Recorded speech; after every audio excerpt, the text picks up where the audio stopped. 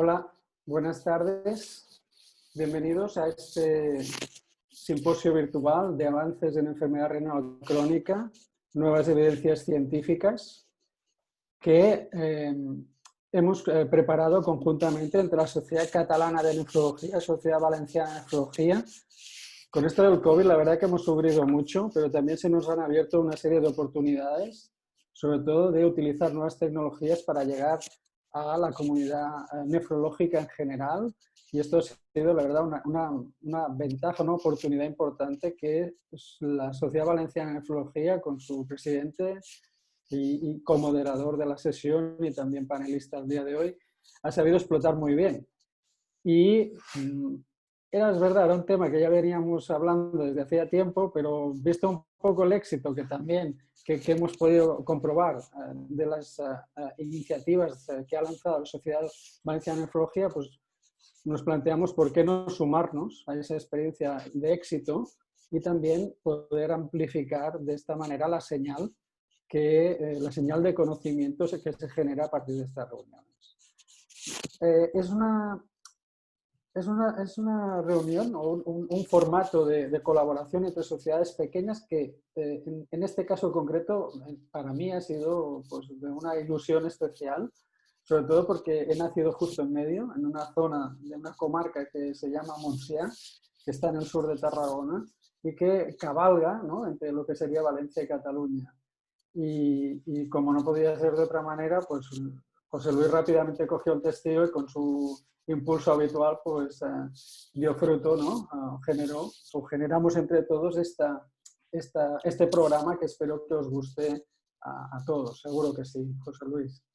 Bueno, moltes gràcies, Josep María. Gracias a todos por estar ahí. Gracias a la Sociedad Catalana, porque la verdad es que, como has comentado, fue una idea y enseguida la cogimos al vuelo. Necesitamos comunicarnos, necesitamos ampliar, necesitamos difundir nuestro conocimiento y qué mejor con cualquiera de las autonomías de nuestro país. Y nosotros somos vecinos y estamos un poco obligados a superentendernos tal y como ha sido así en todos los campos de la nefrología. Bueno, para mí es un placer estar aquí y en primer lugar, pues para entrar directamente a los temas, comentar que hay dos partes, una enfermedad renal diabética y la segunda parte, hiperpotasemia, como tienen aquí en esta imagen de la pantalla.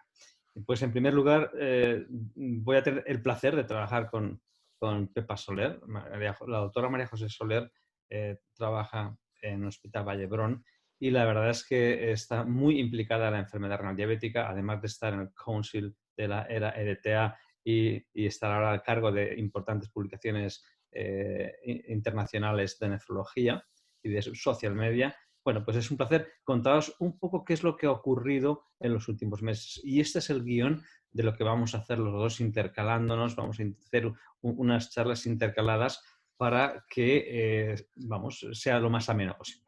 Y la primera pregunta que nos hacemos es, bueno, ¿qué evidencias tenemos en estos momentos en enfermedad renal diabética? Yo lo que les voy a contar ahora es el motivo por el cual, tras acabar esta charla, ninguno de los nefrólogos que hay ahí o de los no nefrólogos que están detrás de la cámara tenga una justificación para no administrar un ISGLT2 en la enfermedad renal diabética. Desde el año 2001 que teníamos el renal y DNT e incluso en microalbuminuria, en LISMA2, no hemos tenido ninguna evidencia en la enfermedad renal diabética porque todos los ensayos que hemos visto han fallado y muchos de ellos hemos participado en algunos de los ponentes. De pronto surge el año 2015 y aparece una explosión de ensayos con beneficios a nivel cardiovascular, de forma que muchos de estos, pues en Parré, Cambas, tenían datos beneficiosos renales, pero no se plantea ningún estudio con un endpoint primario hasta prácticamente el año pasado, en los que aparece Credence y el DAPA-CKD muy recientemente. No obstante, todos estos estudios han mostrado beneficios renales. Y en esta tabla les resumo una serie de datos fundamentales que para los nefrólogos y los no nefrólogos son de interés. Primero, en nefrología nunca hemos tenido ensayos de 5.000, 7.000 pacientes ni 17.000. Estos son los datos de más de 50.000 pacientes de ensayos que se han gestado en menos de 6 años o 5 años, de forma que aquí están las moléculas de los distintos ensayos en Parré, Cambas, R. Credence, Didier, Vertis recientemente acabado y DAPA-CKD, de forma que endpoint renal primario solo tenemos dos estudios que son Credence y DAPA-CKD. En ninguno de los otros el efecto renal era un endpoint primario. En CANVAS-R, que era uno de los dos estudios del proyecto CANVAS, existía como un endpoint primario la progresión a la albuminuria, pero al ser un estudio de seguridad cardiovascular, la FDA lo consideró como un estudio de tal seguridad cardiovascular y no se consideró tal este endpoint primario de progresión de albuminuria.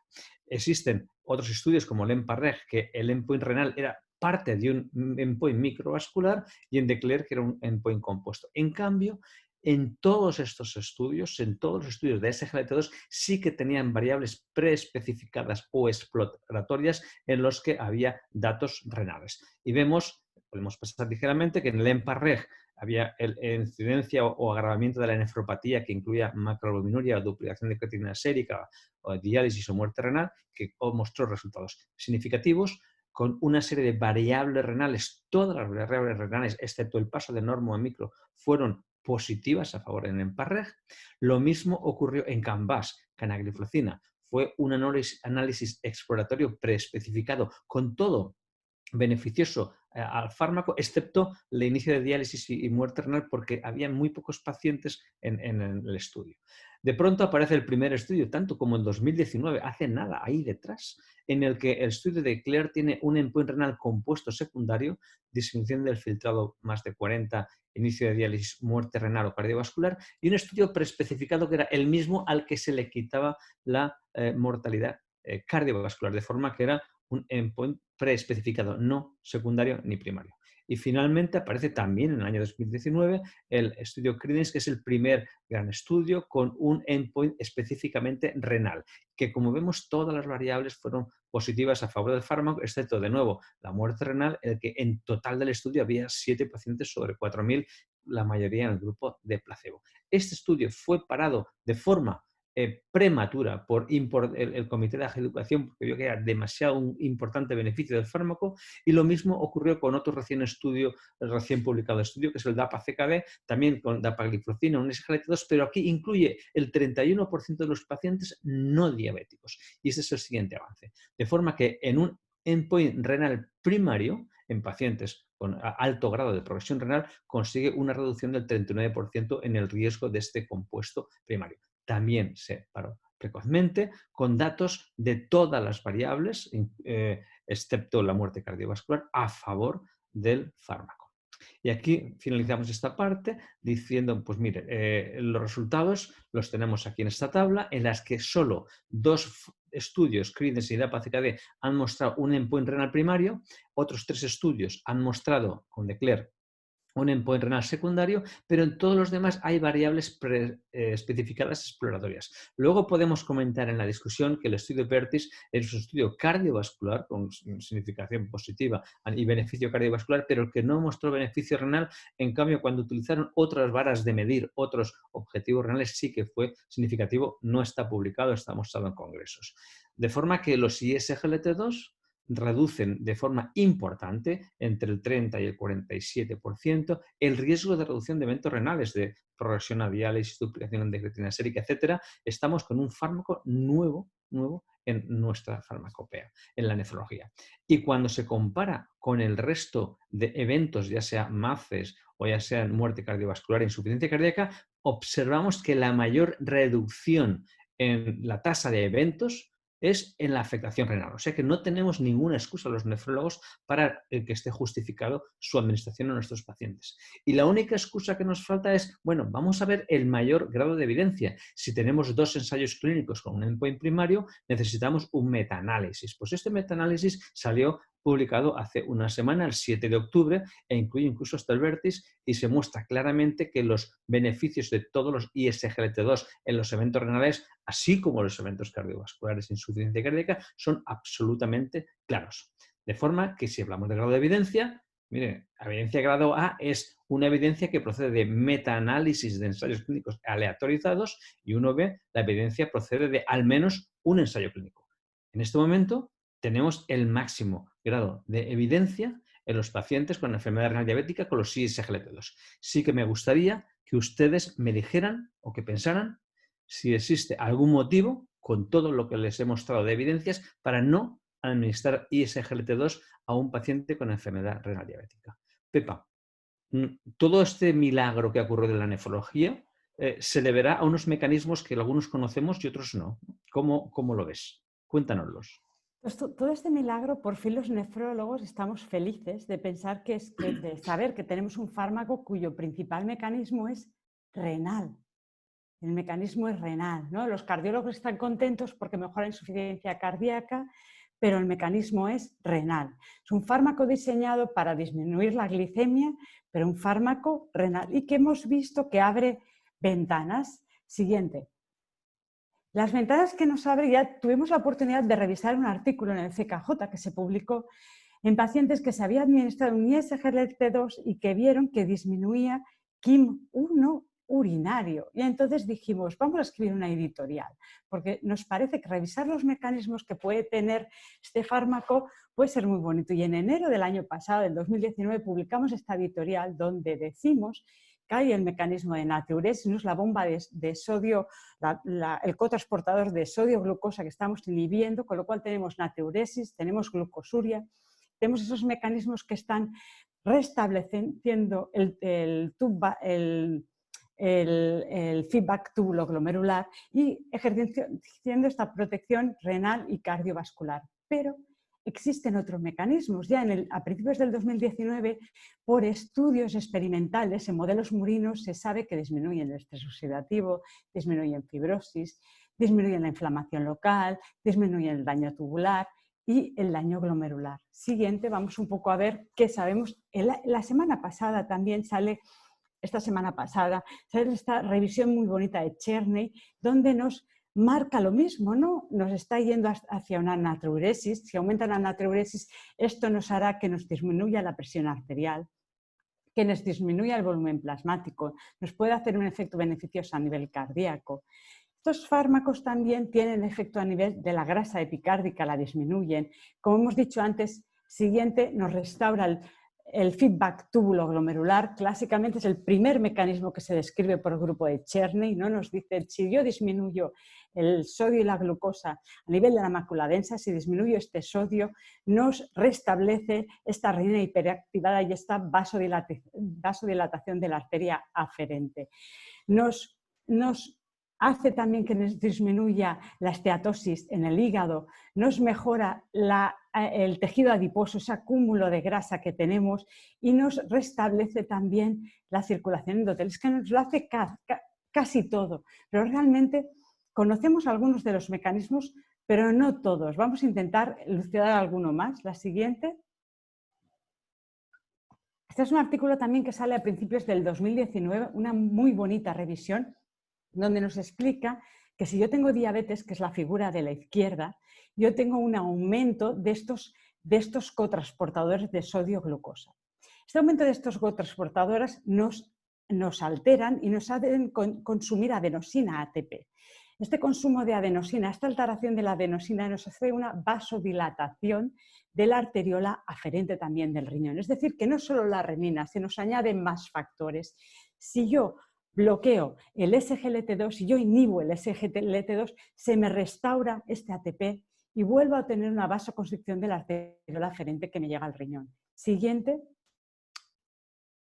¿Qué mecanismos tengo? Entonces puedo intentarlos dividir en mecanismos sistémicos, los conocidos, mejoría de control glicémico, bajar el peso, bajar la presión arterial, mejorar la insulina y la resistencia a la insulina, disminuir el ácido úrico y los efectos directos renales. Por eso digo que es un fármaco explícitamente del riñón. Puede tener efectos en otros órganos porque también se ha visto que a nivel cardíaco se expresa el SGLT2, pero a nivel del intersticio disminuirá la hipertrofia tubular, la inflamación, disminuirán los cuerpos cetónicos, cambios de distribución del consumo de oxígeno, mejoría de la anemia. Al principio se pensaba que mejoraba la anemia porque es un fármaco diurético, ¿no? Natriuresis mejora la anemia porque mi organismo se está deplecionando, pero es por esto, luego lo veremos. Mejoría de la hiperfiltración y disminución de la resolución del sodio. Siguiente. Un estudio muy bonito del grupo de Sano nos comenta, ¿no?, lo que ya es sabido por todos, la principal fuente de síntesis de eritropoyetina es el riñón, ¿no? Es el espacio intersticial del riñón. Entonces tenemos los fibroblastos que en condiciones normales sintetizan más de un 90% de la eritropoyetina que se sintetiza en el organismo. Si nosotros tenemos una alteración del consumo de ATP y nos estresamos, aumentan las citoquinas inflamatorias en esta zona. Estas citoquinas inflamatorias hacen que estos fibroblastos se transformen en miofibroblastos que no son capaces de sintetizar eritropoyetina, con lo cual tenemos una situación de hipoxia y la hipoxia también nos produce esta sensación inflamatoria, ¿no?, que se favorece en la situación de diabetes. Si yo administro un ISGLT2, revierto esta situación, tendré más fibroblastos que nos podrán sintetizar esta eritropoyetina y nos virará y entonces nos mejorará. Con lo cual no es solo que el individuo se esté deplecionando, sino es que el estrés y la hipoxia en el intersticio, en el túbulo intersticio, está mejorando. Siguiente.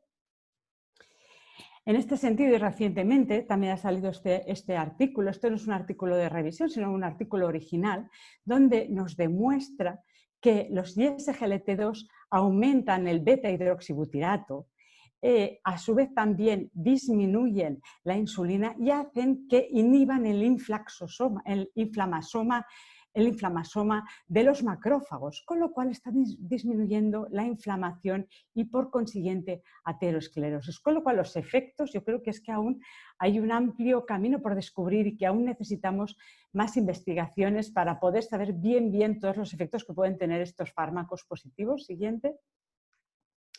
Y en el mismo sentido, también son capaces de disminuir a nivel del mTOR la apoptosis y mejorar la autofagia, con lo cual también va a disminuir la oxidación de la mitocondria y por consiguiente la fibrosis tubulointersticial. Siguiente.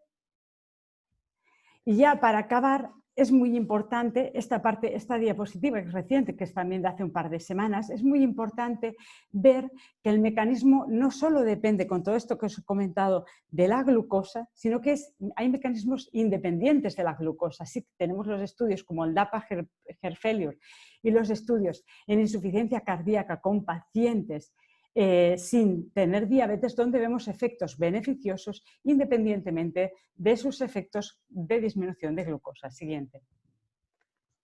José Luis, ¿qué análisis de los endpoints renales y de las variables de los ensayos clínicos debemos de hacer? Esto creo que es importante haber elegido este aspecto en la charla porque esto es la vara de medir que utilizamos los nefrólogos. Si tenemos una serie de problemas, en general los eventos cardiovasculares se miden por los MACE o que están claramente definidos. A nivel de nefro tenemos que definir una serie de eventos que hay algunas propuestas pero que todavía no lo sabemos. Yo os invito a esa es una revisión que publicamos hace unos meses en una revista de atención primaria de la Sociedad Europea y que están definidos, todo lo que voy a decir está más o menos definido. Entonces, quiero recordar que cuando se habla de eventos cardiovasculares y cuando vean la revista el CVOT, los BOTS, son los estudios de seguridad cardiovascular, el MACE de 3 puntos es el tiempo que ocurre hasta la muerte, infarto agudo de miocardio o ictus no fatal, no mortal, ambos, y como una clave o una variable secundaria se utiliza el MACE de 4 puntos en el que son el MACE de 3 puntos más la hospitalización por angina inestable. Esto está clarísimamente y meridianamente definido. En cambio, en nefrología no lo tenemos definido y vamos a tener que luchar por esto. ¿Pero qué es lo que hay? Pues vamos a analizar brevemente cuáles son las variables que han medido los ensayos que nos están estableciendo la evidencia. Primero es la duplicación de creatinina sérica, es duplicar el valor respecto a la basal, que tiene 1 de creatinina pasa a 2, pero que tiene 2 de creatinina pasa a 4. Y esa duplicación no es lo mismo dependiendo del grado de afectación renal y es un endpoint muy duro. ¿Esto a qué equivale? Equivale aproximadamente a una reducción del filtrado glomerular del 57%. Cuando se define este parámetro en un ensayo clínico, se debe confirmar, porque como todos sabemos, la creatinina está sujeta a diversas variaciones, pues depleción, diuréticos, tratamientos, etcétera, y que realmente es una variable más dura de lo habitual, pero bueno, que es la que se ha utilizado en los estudios. Entonces, como esta es una variable con un umbral muy elevado, muy dura, existen otras nuevas variables sustitutas, que es el deterioro en el filtrado glomerular por debajo de determinada cantidad o mayor de un porcentaje. En algunos estudios se han utilizado la duplicación, en vez de utilizar la duplicación de la creatinina sérica, se ha cambiado por un endpoint con un umbral más bajo, que es la disminución del filtrado glomerular más del 40% sobre su basal. O incluso el 50%, no el 57%, el 50%, como el DAPA-CKD. Vale. Entonces, es lo que en la literatura, en sus artículos, vemos como confirm, sustained incremento o decremento del 40% en el filtrado glomerular. Y generalmente en los ensayos lo hemos tenido que confirmar siempre en 4 semanas, ¿no? Ahí ven ejemplos de los distintos ensayos. Y este aspecto está en el artículo que publicamos y en el que solo quiero que conozcan que cuando utilizamos un endpoint más duro es más difícil conseguir resultados, pero nos da mucha más potencia. Por ejemplo, cuando consideramos aquí duplicación de creatinina sérica, es el primer punto, eso es una disminución del filtrado del 57%, pero consigue una hazard ratio para demostrar eventos renales del 32.1. Si tenemos, podríamos decir, menos dinero para invertir en estudios y queremos utilizar una N más pequeña, podemos utilizar una disminución del filtrado del 40%, que vamos a conseguir una hazard ratio de 12.2, pero también vamos a conseguirla. Y si queremos si tenemos menos fondos, por decirlo de alguna forma, que me entiendan, y utilizamos una reducción del 30%, que aquí en la gráfica esta no está, nos consigue una hazard ratio del 6.2%. Es decir, todos nos valen y de hecho hay algunos estudios que han utilizado el 30, otros el 40 y otros el 50. Cuanto más estrictos, más difícil será conseguir el endpoint, pero será con mayor hazard ratio. Otra variable es la necesidad de terapia sustitutiva renal. Esto lo entendemos todos perfectamente. El paciente necesita diálisis o trasplante. Pero hay algunos matices que quiero mencionar. En algunos estudios, por ejemplo, Credence, esta variable se consideró incluyendo cuando el paciente estaba por debajo de 15 y generalmente se repite a los 30 días el control. Es decir, cuando un paciente inicia diálisis de forma continua, porque puede iniciar una diálisis aislada y eso no sirve para endpoint. Debe ser al menos 30 días y sin recuperación. Existen distintos términos, end-stage renal disease, end-stage kidney disease, terapia de reemplazo renal en nuestros amigos latinoamericanos o estadio de inicio de diálisis, terapia sustitutiva renal. Esta la entendemos todo. Otra que no es tan claramente entendida es lo que define muerte renal. La muerte renal es definir que aquellos pacientes que han llegado a insuficiencia renal terminal en el sentido que necesita terapia con diálisis o trasplante y no se determina ninguna otra causa de la muerte mediante la adjudicación del comité. Es decir, que en pacientes que necesitan diálisis y el tratamiento de diálisis no se hizo deliberadamente o se suspendió por cualquier motivo. Generalmente suelen ser muy pocos los pacientes de estos estudios. A lo mejor en Credence sobre 4.000 pacientes había 12, en DAPA-CKD había 10, sobre 4.000, muy pocos, pero los hay. ¿Qué ocurre? Pues por futilidad, porque el enfermo se pone muy malito, tiene mucha comorbilidad y la familia y los médicos deciden que no hay que hacer diálisis o por rechazo del paciente también. Eso son lo que consideramos muerte renal. El paciente entra en edema agudo de pulmón, se le dializa o hace una hipercalemia grave o está muy urémico y si está muy urémico la familia decide no dializarlo. Eso es muerte renal. Y otra variable es el inicio o agravamiento de nefropatía. En algunos estudios, como el estudio en Parrer, ha utilizado el inicio de nefropatía como paso de micro o normo a macroalbuminuria, más de 300, o duplicación de creatinina sérica con filtrado por debajo de 45 en el segundo control. Es decir, una variable compuesta. Es decir, por eso es importante que las conozcamos porque no en todos los estudios se miden de la misma forma. Entonces, eso debemos conocerlo.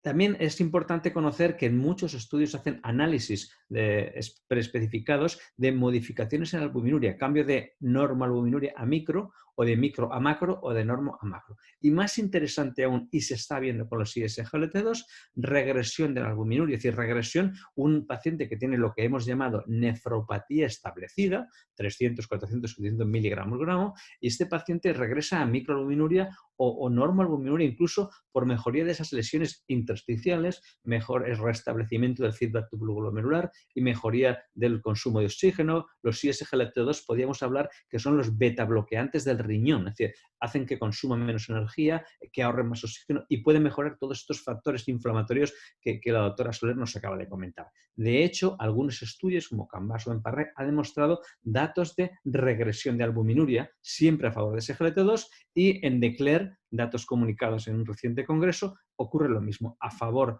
de la pagliflozina SGLT2, mejoría en el estatus de albuminuria o, todo lo contrario, prevenir el deterioro. Es decir, que estamos en una fase realmente milagrosa de la nefrología. Y acabo esta parte con un resumen de todo lo que he dicho, de forma que vemos que en todos los estudios, aquí vemos la insuficiencia renal terminal, está en todos igual, la muerte renal en todos igual. Lo que diferencia los estudios, y eso tendremos que tenerlo en cuenta porque utilizan distintas varas de medir, no es como los MACE, que todos los estudios cardiovasculares utilizan el mismo, es esto. Que unos utilizan la duplicación de creatinina sérica, que es una disminución de filtrado de 56, otros utilizan disminución de 40, otros del 40 con llegada por encima de 60, y otros incluso DAPA-CKD utiliza disminución del 50, no del 40 ni del 56. Entonces, o el 57, perdón, aquí arriba es 57. Y es importante que en estos estudios, en credence y DAPA-CKD, no se mencionaron agravamiento de nefropatía por proteinuria porque ya eran pacientes proteinúricos. Pepa, con todas estas evidencias, ¿qué nos dicen las fichas técnicas, las guías?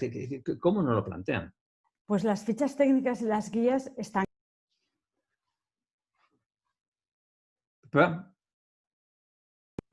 Pues las fichas técnicas y las guías están cambiando todo el año, continuamente. Siguiente, lo que nos dicen y que me parece muy bonito es que ahora hemos de tratar independientemente de la hemoglobina glicosilada. Si nosotros tenemos un paciente que tiene un riesgo cardiovascular elevado, ¿y qué paciente tiene el riesgo cardiovascular elevado? Nuestro paciente en las consultas, el paciente con enfermedad renal crónica, en filtrados de 30 a 60, una excreción urinaria de albúmina aumentada. Este paciente, si es diabético, y yo creo que en un futuro van a cambiar, las guías estas ya son casi antiguas, uno tiene esa sensación, se tiene que tratar con un ISGLT2. Y si este paciente tiene una alteración de la fracción de eyección, este paciente también es el candidato para protegerlo hacia una insuficiencia cardíaca con un ISGLT2.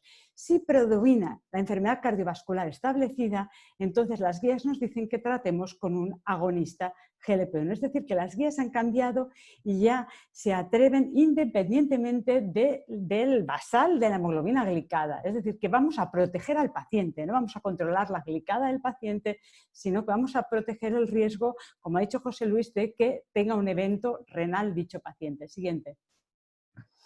Y tuvimos la oportunidad con José Luis de participar en las guías de la SEC, del paciente, en el abordaje integral del paciente con diabetes tipo 2 de alto o muy alto riesgo cardiovascular. ¿Y qué decía? Lo mismo que la SADA. Nos reunimos antes que la SADA porque cada año, como bien sabe José Luis, lo hacemos antes de la SADA. Y dice lo mismo. Si nosotros, como veis en color lila, tenemos más enfermedad aterosclerosa, favoreceremos más un agonista GLP-1, pero si tenemos insuficiencia cardíaca, una alteración de la fracción de eyección o enfermedad renal, que es nuestro caso, nosotros como nefrólogos vemos más la enfermedad renal, iremos más hacia un ISGLT2. Siguiente.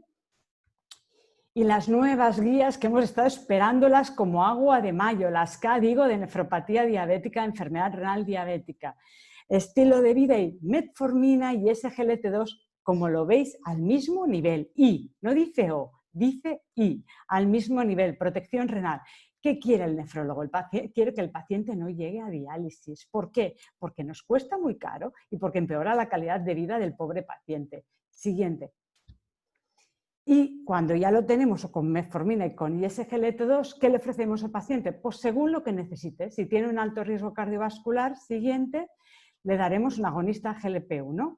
Si el paciente necesitamos un hipoglicemiante potente o insulina, un agonista GLP-1. Si el paciente tiene riesgos de hipoglicemias porque sea mayor, porque sea un paciente frágil, entonces este paciente evitaremos insulina y sulfonilurea. Siguiente, sí.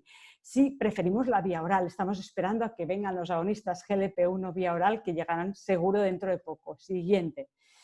Si el paciente queremos que pierda peso, le vamos a dar un agonista GLP-1, porque si le damos insulina directamente nos lo va a aumentar. Siguiente, si beneficiamos el bajo coste, pero cuidado, esto es un arma de doble filo, tenemos bajo coste, pero igual nos hospitaliza más el paciente. Yo aquí no lo tendría tan claro. Siguiente.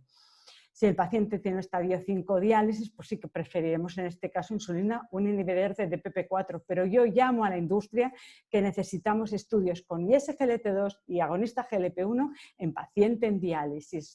Estoy segura que mi compañero está de acuerdo con eso. Siguiente, si el paciente tiene sobrecarga hídrica, añadiremos un agonista GLP-1.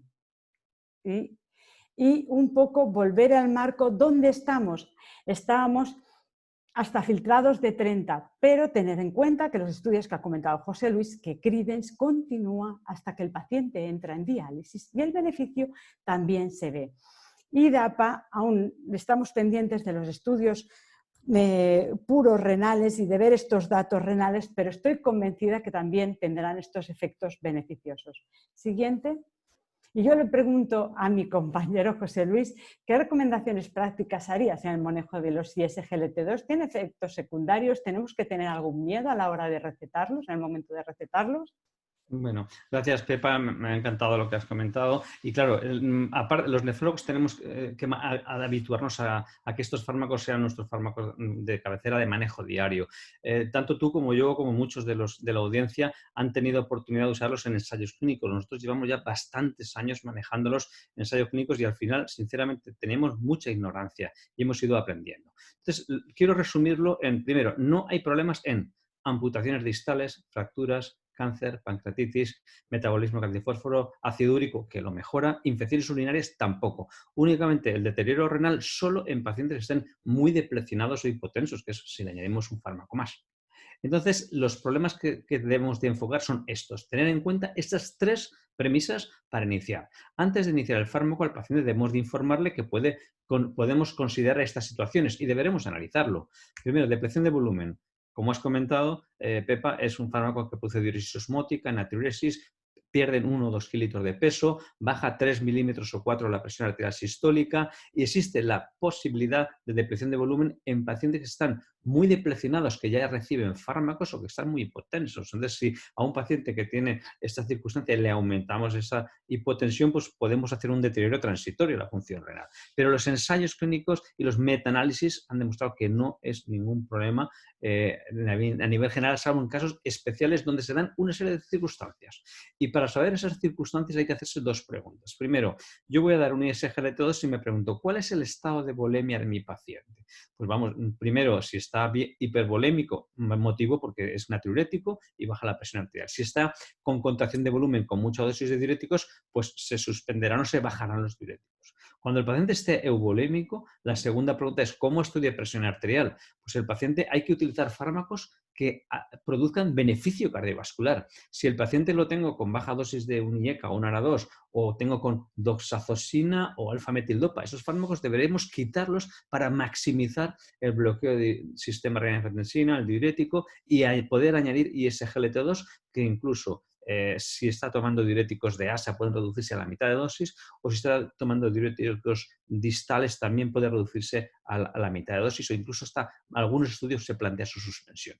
Cuando voy a darle un fármaco, al paciente dice, mire, este fármaco a usted le va a bajar un poquito la presión arterial estos siguientes días. Hemos considerado que está euvolémico y no está hipotenso y le explicamos al paciente que se tome un poquito más a menudo la presión arterial con automedida de presión arterial en domicilio, de forma que si tiene una presión arterial más baja hay que hacer un ajuste y a lo mejor tiene que llamar a su médico. Es decir, monitorizar la presión arterial más frecuentemente en las primeras semanas y evitar que esté depresionado.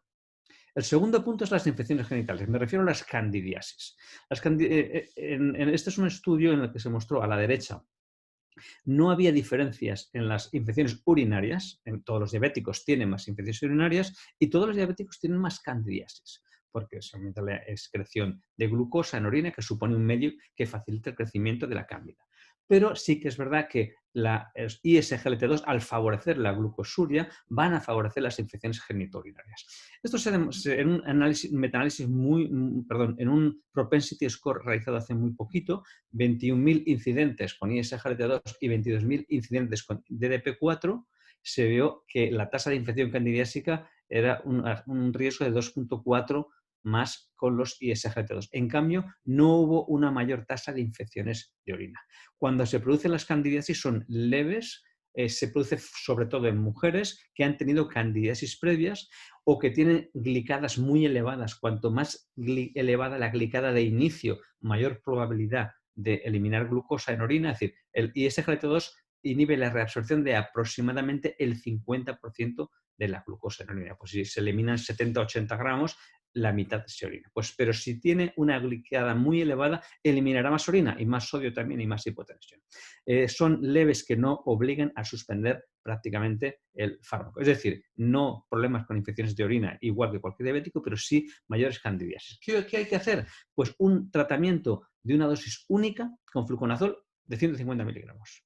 Tanto en mujeres como en varones. Si es un varón y tiene una balanopostitis con inflamación, se puede añadir una crema de cortisona. Y lo que sí hay que decirle es, mire, yo le voy a dar un fármaco que puede que favorezca que usted tenga candidiasis. Si es una mujer, hay que decirle que lo tenga en cuenta para no incrementar la higiene, porque a veces no es lo mejor, sino que lo tenga en cuenta. Y en el caso de varones se le puede decir, mire, usted está circuncidado, porque los varones no circuncidados tendrán que extremar más la higiene. En casos recurrentes, el mismo paciente pide, mire, no me quite este fármaco porque desde que estoy con este medicamento me he deshinchado. Entonces, en muchos casos que tienen candidiasis recurrentes, hay pautas de 150 miligramos de fluconazol semanal durante 6 meses. Cuidado que fluconazol puede hacer inducción enzimática de determinados fármacos y en algunas patologías crónicas eso debe considerarse epilepsia, etc. Y finalmente la cetoacidosis por ISGLT2. Es una complicación muy rara de 0,1 a 0,7 eventos por 1000 pacientes años, pero como la cetoacidosis diabética, que curiosamente es una cetoacidosis normoglucémica, se produce siempre cuando hay una complicación. Una enfermedad concomitante, una disminución drástica o importante de la ingesta de hidratos de carbono, una deshidratación importante o en pacientes muy delgados que no tienen reserva pancreática. Entonces, en una situación por agudización, mayor requerimiento de insulina, yo le bajo la insulina además y no toma hidrato de carbono o se me pone a hacer deporte continuamente, no es el mejor fármaco para dar en ese momento. Pero quitando la situación aguda, estos pacientes pueden llevar ISGLT2.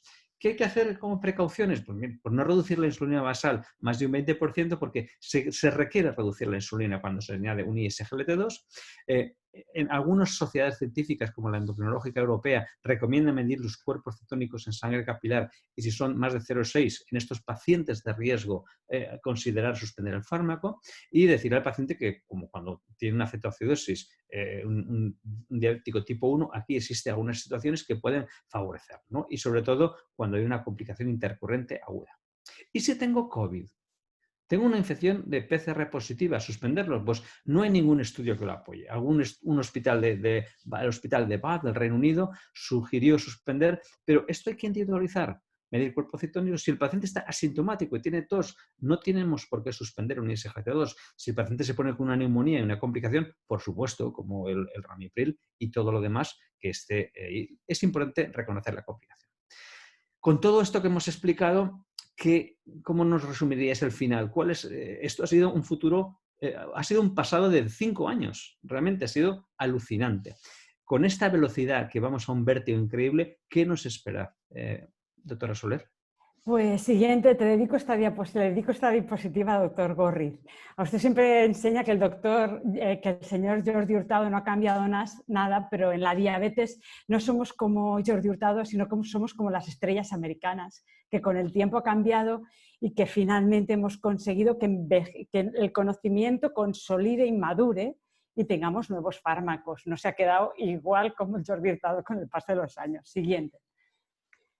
Entonces, esto ya lo ha comentado usted antes, ¿no? Lo que hemos visto que todo beneficio, esto es el estudio de APA-CKD, un beneficio claramente significativo, excepto en la muerte renal del trasplante, pero si miráis menos eventos en el grupo de la dapaglifosina en comparación con el placebo, lo que pasa que la N no fue significativa, 3 contra 8, trasplante 2 contra 6, pero también se ven menos eventos. Siguiente.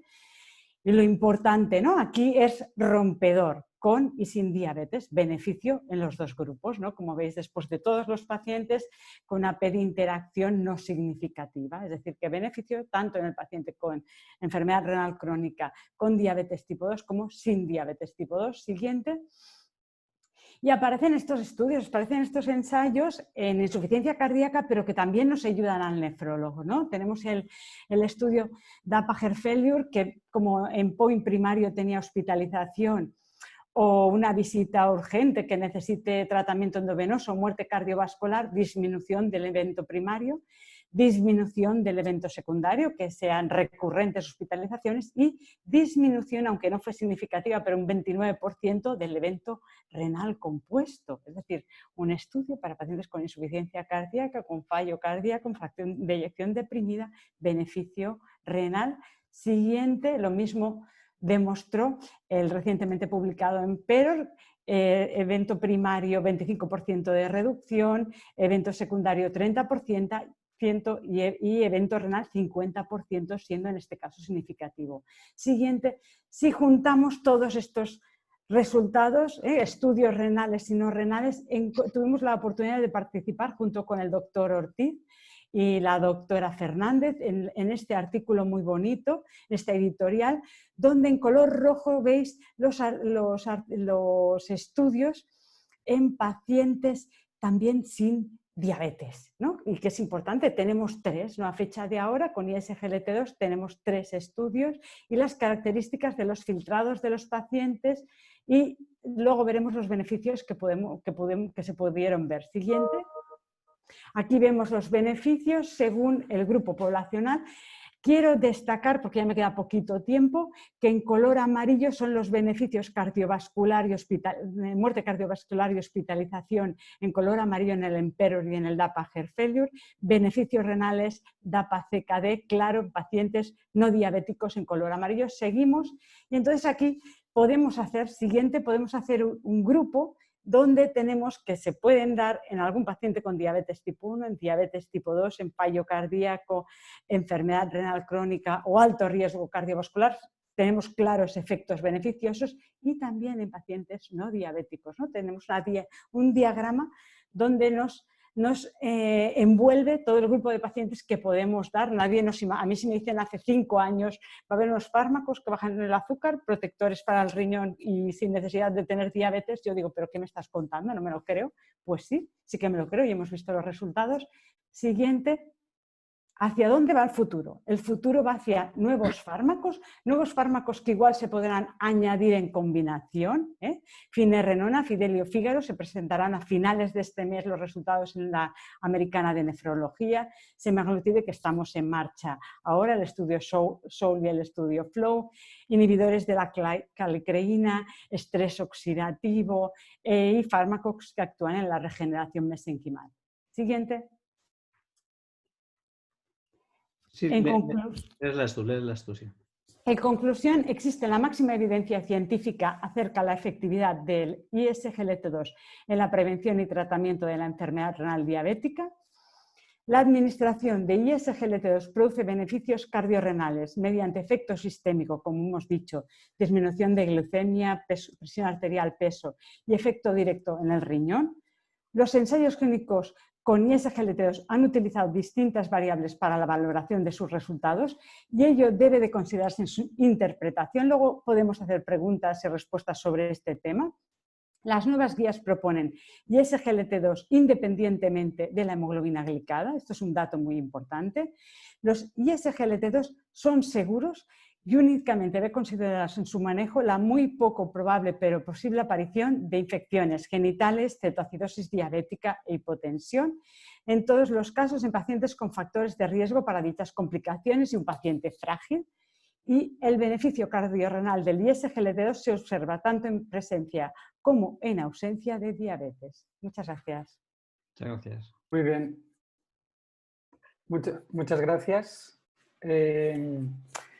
Bueno, ha sido un tándem fantástico, la verdad.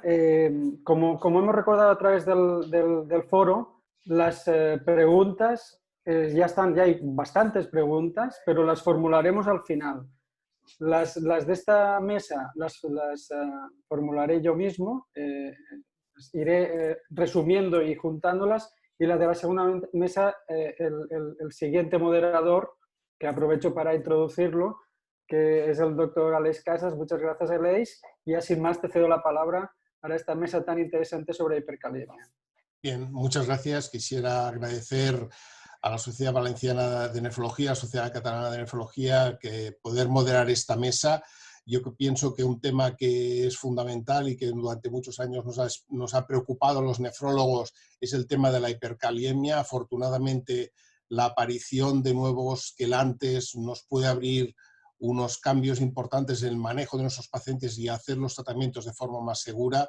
Así que ya sin más doy la palabra al doctor Miguel Perdiguero del Hospital General Universitario de Alicante, que nos va a hablar sobre cómo prevenir episodios recurrentes de hiperpotasemia. Miguel. Bueno, muchas gracias. Agradecer la invitación de la Sociedad Valenciana de Nefrología y la Sociedad Catalana de Nefrologia també. Una abraçada molt forta des de les Terres del Sud. Benvinguts a ma casa, esteu tots invitats, quan vulgueu vindre al sud, a fer-vos un arrosset, que és el millor que tenim així, al sud. I com diu vosaltres, anem per feina, no? Vaig a posar la presentació.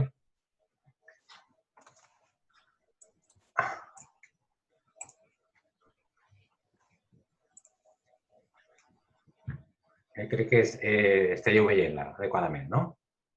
Bueno, no, Miguel, aún no la tienes sin compartir, ¿eh? Sí. ¿Lo tenéis o no? No.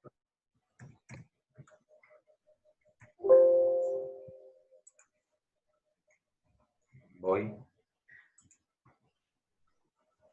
Compartir pantalla.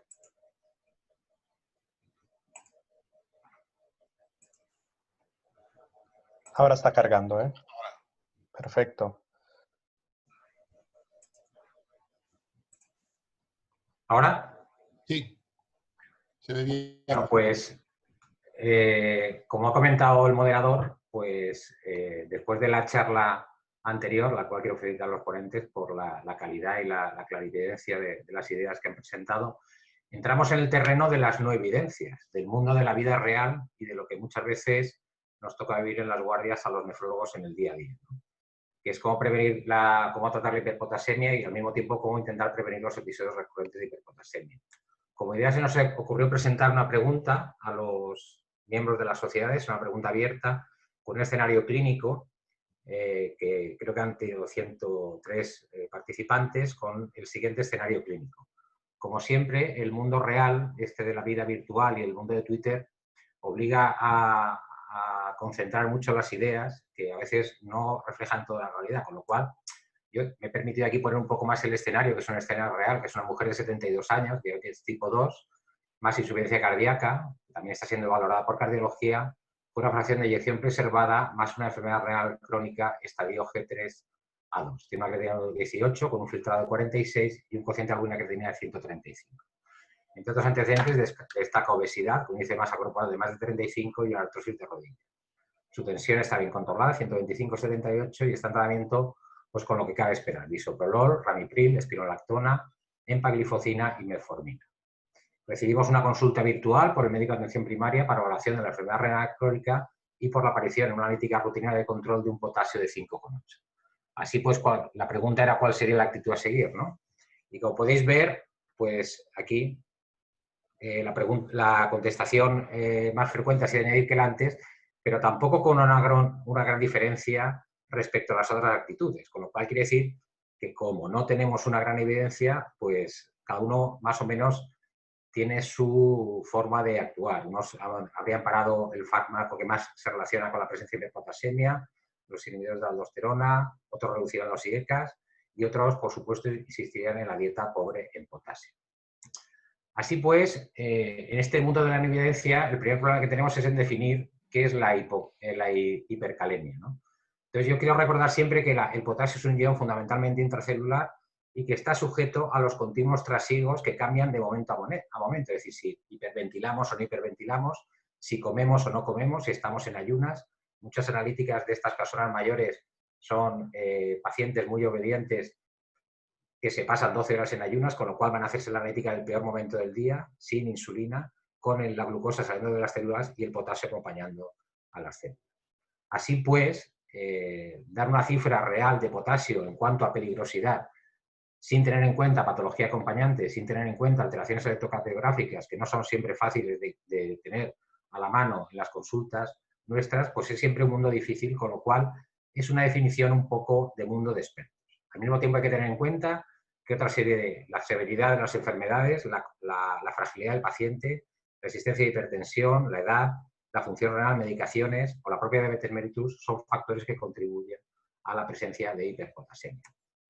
A mí siempre me gusta poner estas charlas, esta diapositiva ya antigua del 2004 del New England, pero que refleja bien todos aquellos pasos en los cuales el manejo renal del potasio puede ser interferido con diversos fármacos de muy uso habitual en la práctica clínica diaria, como son las que interfieren con la renina, como los antiinflamatorios, los beta bloqueantes, los anticalcinurínicos, la presencia de diabetes, la enfermedad avanzada, el paso de angiotensina 1 a 2, los inhibidores de la ECA, los bloqueadores del receptor de la angiotensina, por supuesto los que impiden el mal metabolismo de la aldosterona, fundamentalmente las heparinas de bajo peso molecular, de también amplio uso, los bloqueadores de la espironolactona y finalmente los bloqueadores de los canales del sodio, como son la amilorida, el trianterene y sin olvidar el trimetoprim sulfametoxazol, que usamos también muchas veces como medicación profiláctica para la neumonía por neumocistis sirolensis. Así pues, vamos a entrar en el mundo de la evidencia. Y aquí que estamos aquí entre nefrólogos, espero que haya algún cardiólogo también escuchando, me dicen que me gusta meterme con ellos desde un punto de vista cariñoso. Ellos son muy cartesianos, lo tienen todo protocolizado. Cuando sale un estudio, a los 15 días tienen incluido en su guía y los grados de evidencia. Entonces aquí hay un documento de expertos de cómo manejar la hiperpotasemia en la enfermedad cardiovascular. Y por mucho que buscas el documento, no hay ninguna evidencia. Con lo cual acaban generando unas tablas en las cuales no hay que leerse ni hay que estudiárselas, pero como podéis ver son muchas las recomendaciones de las diferentes guías y simplemente si uno tiene que ponerse a leer esto para ver qué es lo que hay que hacer, pues rápidamente dice, mira, mejor se lo mando al nefrólogo que es el que sabe del potasio y aquí estamos los nefrólogos metidos en esta harina de cómo manejar el potasio en estos pacientes. Como todos sabéis, tan malo es tener el potasio bajo como tener el potasio alto se asocia con la aparición de mortalidad global. Y esto, pues, las guías y casi todas las gráficas indican que esta mortalidad aparece ya desde niveles por encima de 5, pero realmente se dispara cuando el potasio está por encima de 5%, de 5,5. Y esto, por supuesto, es más prevalente y es más lesivo para el paciente conforme el filtrado glomerular desciende desde filtrados por debajo de 30, como podéis ver, aumenta mucho más la mortalidad con potasios más altos. Si el paciente tiene un filtrado glomerular mejor por encima de 60, este riesgo de mortalidad es más bajo y aquí en este caso sí que se está incrementado si existe hipopotasemia. Como también decimos aquí, cuando mes sucre, mes dols, pues el paciente además tiene insuficiencia cardíaca, pues tiene más riesgo de mortalidad en relación a los potasios altos respecto a la población control. Si tiene enfermedad renal crónica, también va a tener más mortalidad conforme aumenta el potasio. Si es diabético, pero claro, si al final tienen las tres cosas, pues esta mortalidad se dispara. Y es el escenario que muchas veces vemos en la consulta. Pacientes añosos con insuficiencia cardíaca, enfermedad renal crónica y diabetes mellitus, donde es el grupo de mayor mortalidad y donde más peligroso puede ser el potasio. Y como decía antes, esta mortalidad se dispara cuando el potasio se eleva por encima de 5,5. Entonces, lo primero que hace, y la mayoría de la gente, pues le retiramos la medicación, ¿no? Entonces, ¿qué pasa cuando estos tipos de pacientes que han presentado un evento de hiperpotasemia le retiramos la medicación? Pues que pensamos que lo hemos hecho bien, que le vamos a salvar al paciente por haber quitado ese riesgo de muerte súbita en casa o presentación de una arritmia. Y aquí vemos que en los pacientes con enfermedad renal crónica, insuficiencia cardíaca, diabetes o población general, el hecho de tener que reducir la dosis de los fármacos de la inhibición del bloqueo del sistema renina-angiotensina no solamente mejora, sino que empeora su pronóstico y posibilidad de presentar eventos adversos y la mortalidad. Y aquí más reflejado respecto a mortalidad, cómo se dispara de forma significativa en la barra con líneas, el descontinuar la enfermedad no se relaciona con beneficios, sino que se relaciona con aumento de mortalidad. Con lo cual, pues déjese usted esto, el potasio lo vamos a maquillar, pero probablemente el paciente va a fallecer de una complicación derivada fundamentalmente de su patología cardiovascular de base. En el mundo real, esto se ha estudiado en esta cohorte muy interesante realizada en el Reino Unido, en el cual desde niveles entre 5.5 y 6.0, incluso a niveles bajos, prácticamente en la mayoría de los pacientes o bien se reduce la disminución de los fármacos o bien se produce a la descontinuación de los mismos, tanto en enfermedad renal crónica como en insuficiencia cardíaca. Pero, ¿qué es lo que pasa con estos fármacos? Con estas situaciones, que cuando alcanzamos una dosis de bloqueo del sistema renal angiotensina por debajo de las recomendaciones, si esta es por debajo de la mortalidad se dispara un 500%, es decir, una barbaridad. Y si el paciente tiene insuficiencia cardíaca, todavía mucho más. Es decir, que la opción de reducir los fármacos y tenerlos, bueno, pues con una dosis homeopática, no parece que sea la más adecuada en este tipo de pacientes. En este otro estudio realizado en varios países, también se ven las diferentes estrategias en función de los episodios que hayan tenido de hiperpotasemia que se vienen realizando en población general, como son la disminución del uso de inhibidores de bloqueo del sistema de angiotensina, bien sea por IECAS o antagonistas de los receptores, o suspensión del bloqueo, y como también lo que más se dice a los pacientes es que coman poco potasio. Llama la atención la importante cantidad de pacientes a los cuales se les prescribe diuréticos de ASA como estrategia para reducir el potasio, el uso de resinas y los nuevos quelantes y el bajo uso de bicarbonato. Esto sucede de forma diferente para la enfermedad, los pacientes con insuficiencia cardíaca o los pacientes con diabetes mellitus, siendo la estrategia más común en los pacientes con diabetes mellitus la reducción de IECA en este tipo de pacientes, mientras que en los pacientes con insuficiencia cardíaca la estrategia más frecuente es el aumento o la asociación de diuréticos de ASA, porque son pacientes que claramente su situación de volemia probablemente lo permite. Además, luego tiene un montón de tablas en las cuales también hay diferencias, al igual que en el uso de IECAS o ARA2, según el país, pues también diferencias según los países y las culturas de cada uno en la modificación de estos fármacos. Bueno, pues cuando ya hemos hemos intentado solventar qué sucede con estos pacientes, pues en una cohorte danesa aquí veis pacientes, 150.000 pacientes con enfermedad renal crónica, 31.000 pacientes con insuficiencia cardíaca y se completa con varias cohortes más, pero son poblaciones muy importantes en las cuales, tras un primer episodio de hiperpotasemia, todos los pacientes van presentando diferentes grados de proporción de nuevos episodios de hiperpotasemia. Es decir, que es un problema recurrente y que probablemente va a llevar a que al paciente le vayamos quitando fármacos y al final lo que hagamos será ir empeorando su mortalidad. Como podéis ver aquí, el hecho de haber presentado un primer episodio de hiperpotasemia, tanto en enfermedad renal crónica como en insuficiencia cardíaca, implica que después hay un mayor porcentaje de pacientes que van a requerir hospitalización por un evento cardiovascular habitualmente. Es decir, el hecho de haber tenido uno hace que tengas más episodios de hiperpotasemia y esto te va a condicionar que tengas un mayor riesgo de necesitar un nuevo ingreso hospitalario.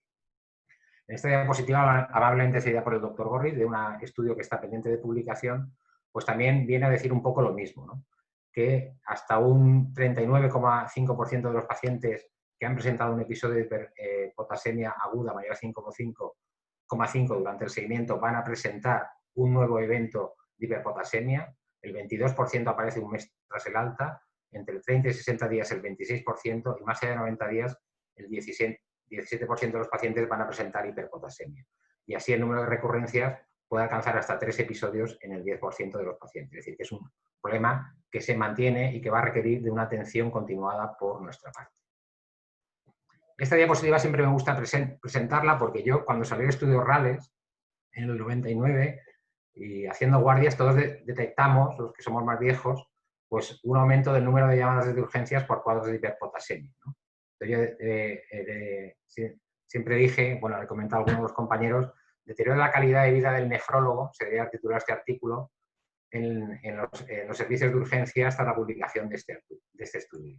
Y se ve cómo la asociación de un IECA o ARA2 a un inhibidor de la aldosterona pues ha incrementado de forma significativa los episodios de hiperpotasemia que requieren atención en urgencias. Entonces, bien, ¿qué es lo que hacemos? Pues muchas veces lo más difícil es conseguir que el paciente pierda potasio, que son los que hablaremos ahora a posteriori, pero que son las que se usan para el tratamiento de las hiperpotasemias leves. Lo que hacemos en el área de urgencias, en definitiva, hasta ahora, como yo digo, es marear el potasio.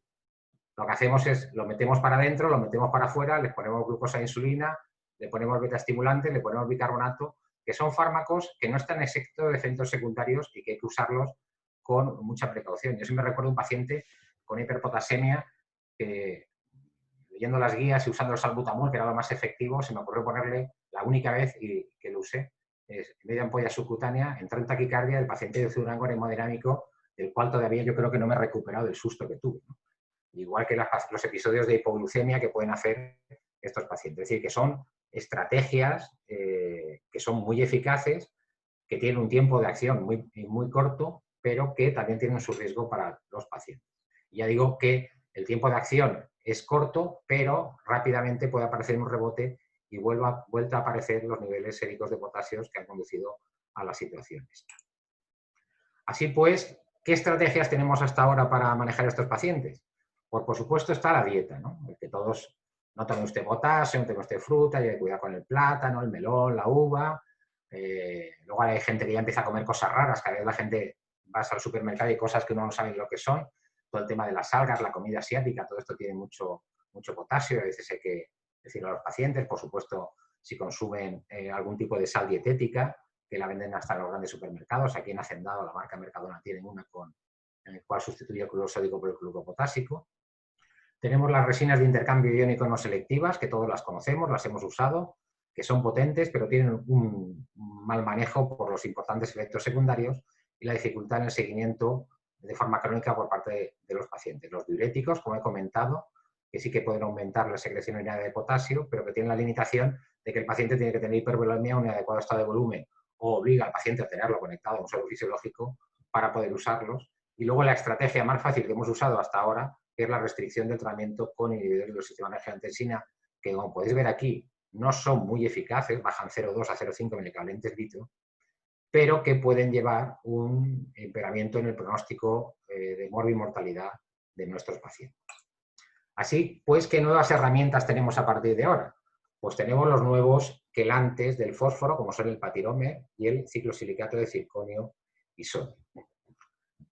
Sobre el resin calcio, y esto no me voy a extender, sabéis, bueno, pues los problemas de intolerancia gástrica, el inicio de acción que es en torno a las 6 horas, requiere una dosis muy alta, y otros riesgos que pueden producir es hipopotasemia, hiponatremia, hipocalcemia, sobrecarga de volumen y la impactación o el estreñimiento importante. En cuanto al efecto del patiromer, también se absorbe potasio a nivel de todo el colon, especialmente sobre todo a nivel del colon. Es una suspensión oral y tiene un inicio de acción a las 6 horas. La dosis está entre 8,4 y 25 gramos al día, y también los efectos secundarios pueden ser la intolerancia gástrica, la hipokaliemia y la hipomagnesemia. Y luego, finalmente, el último que vamos a tener a disposición probablemente a partir del año que viene es la sal inorgánica cristalina, el ciclosilicato de sodio y circonio, que es un muy alto selectivo quelante del potasio, que la ventaja que tiene es la rapidez de acción. Ahora lo vamos a ver. En estos son los artículos primeros que aparecieron publicados en New England, son de 2015. El primero es el patiromer, en el cual podéis observar cómo en la gráfica es capaz de descender los niveles de potasio de una forma estable, mantenerlos hasta la 4ª semana, pero que el inicio de acción y el inicio de estar con niveles de potasio seguros por debajo de 5 aparece en torno a la semana. Aquí lo podéis ver. Y luego ya hay varios estudios más en los cuales ya demuestran que son tan igualmente eficaces en pacientes que estén tomando inhibidores del sistema de angiotensina como aquellos que no lo están tomando, con el mismo efecto curva, en el cual aparece un control del potasio a partir de la semana y que se mantiene a lo largo del tiempo, y que también esto es independiente de si los pacientes estén con o sin insuficiencia cardíaca, con el mismo perfil de curva como podéis ver aquí en esta gráfica.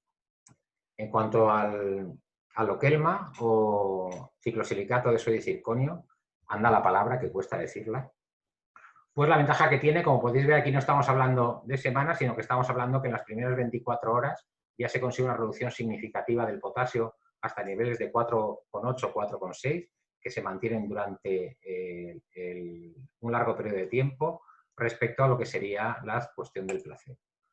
Y hay más estudios que demuestran la eficacia de este fármaco en el manejo de la hiperpotasemia, con poblaciones ya mucho más amplias, de 351 pacientes, en los cuales con una dosis inicial de 30 gramos dados 3 veces al día, se consigue una reducción en las primeras 24-72 horas del potasio en rango que podríamos considerar normal en el 99% de los pacientes. Ya con seguimientos a 12 meses, con una población de, en este caso, 746 pacientes, con dosis de mantenimiento de 5 gramos, el 88% de los pacientes van a tener un potasio sérico por debajo de 5,1 y el 99% por debajo de 5,5. Es decir, que vamos a evitar todo el problema de las recurrencias y, lo más importante, bajo mi punto de vista, es que permite que la mayoría de los pacientes vayan a continuar con su tratamiento de inhibición adecuado e incluso en varios de ellos se puedan incluso incrementar y titular a dosis más altas. El tanto por ciento de efectos adversos es elevado, pero la mayoría de ellos son menores y no se reportaron muertes relacionadas con el uso de fármaco. También se ha visto que son igualmente efectivos, luego se comentará también en pacientes en diálisis, como independientemente de si el filtrado glomerular sea mayor o por debajo de 30, son capaces de mantener de forma sostenida estos niveles de sodio a lo largo del tiempo, aquí veis durante un año, y habitualmente con una dosis que no es la dosis inicial de 30 gramos, sino de 5 gramos al día, una dosis media en torno entre 5 y 10 gramos, que es bastante bien tolerable. ¿Qué otras diferencias tenemos para hablar de estos fármacos? Pues yo experiencia en Lokelma, por supuesto, no tengo, no ha salido al mercado, pero con Patiromer sí. Y el problema es la interferencia que tiene con la absorción de algunos fármacos, especialmente con amlodipino, cinacalcet, clopidogrel, furosemida, metoprolol. En estos con la reducción de la C máxima de estos fármacos, con interferencia, y también reduce la absorción de ciprofloxacino, levotiroxina y metformina. Es decir, son pacientes, muchos de los que vemos son diabéticos, muchos tratamientos con metformina, lo que obliga a separar 6 horas la administración del fármaco, es decir, que tiene que haber pasado 3 horas desde la última comida y 3 horas hasta la siguiente comida o de los fármacos.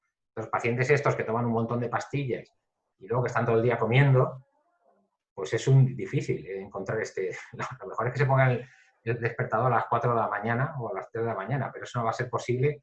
Y, en fin, ya me parece una cosa complicada en el cumplimiento que tengan que estar pendientes con el tema de las 3 horas. Esto no sucede con el Lokelma.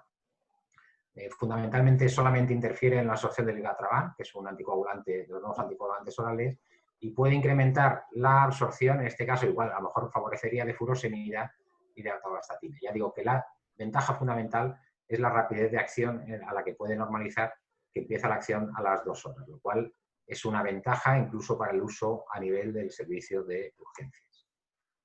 En cuanto a qué tenemos en las fichas técnicas, pues luego tenemos todo el problema, ¿no? Las indicaciones terapéuticas con las que están los fármacos, tanto el Veltasa como el Lokelma, estaría indicado el tratamiento de hiperpotasemia en adultos, pero luego como son fármacos que no son baratos, 235 euros, 30 sobres de 8 gramos, pues están sujetos a condiciones de visado. Con lo cual, en esta estarían limitados a insuficiencia renal crónica, insuficiencia cardíaca clase funcional 3-4, 4 son pacientes en los cuales poco podemos hacer con ellos, hiperpotasemia leve moderada, bajo tratamiento con nivel de sistema renal angiotensina y fracaso o intolerancia a otras resinas de intercambio iónico que, como ya hemos comentado, son mal toleradas. En cuanto a lo que viene, Lokelma, pues está pendiente saber condiciones de visado y precio.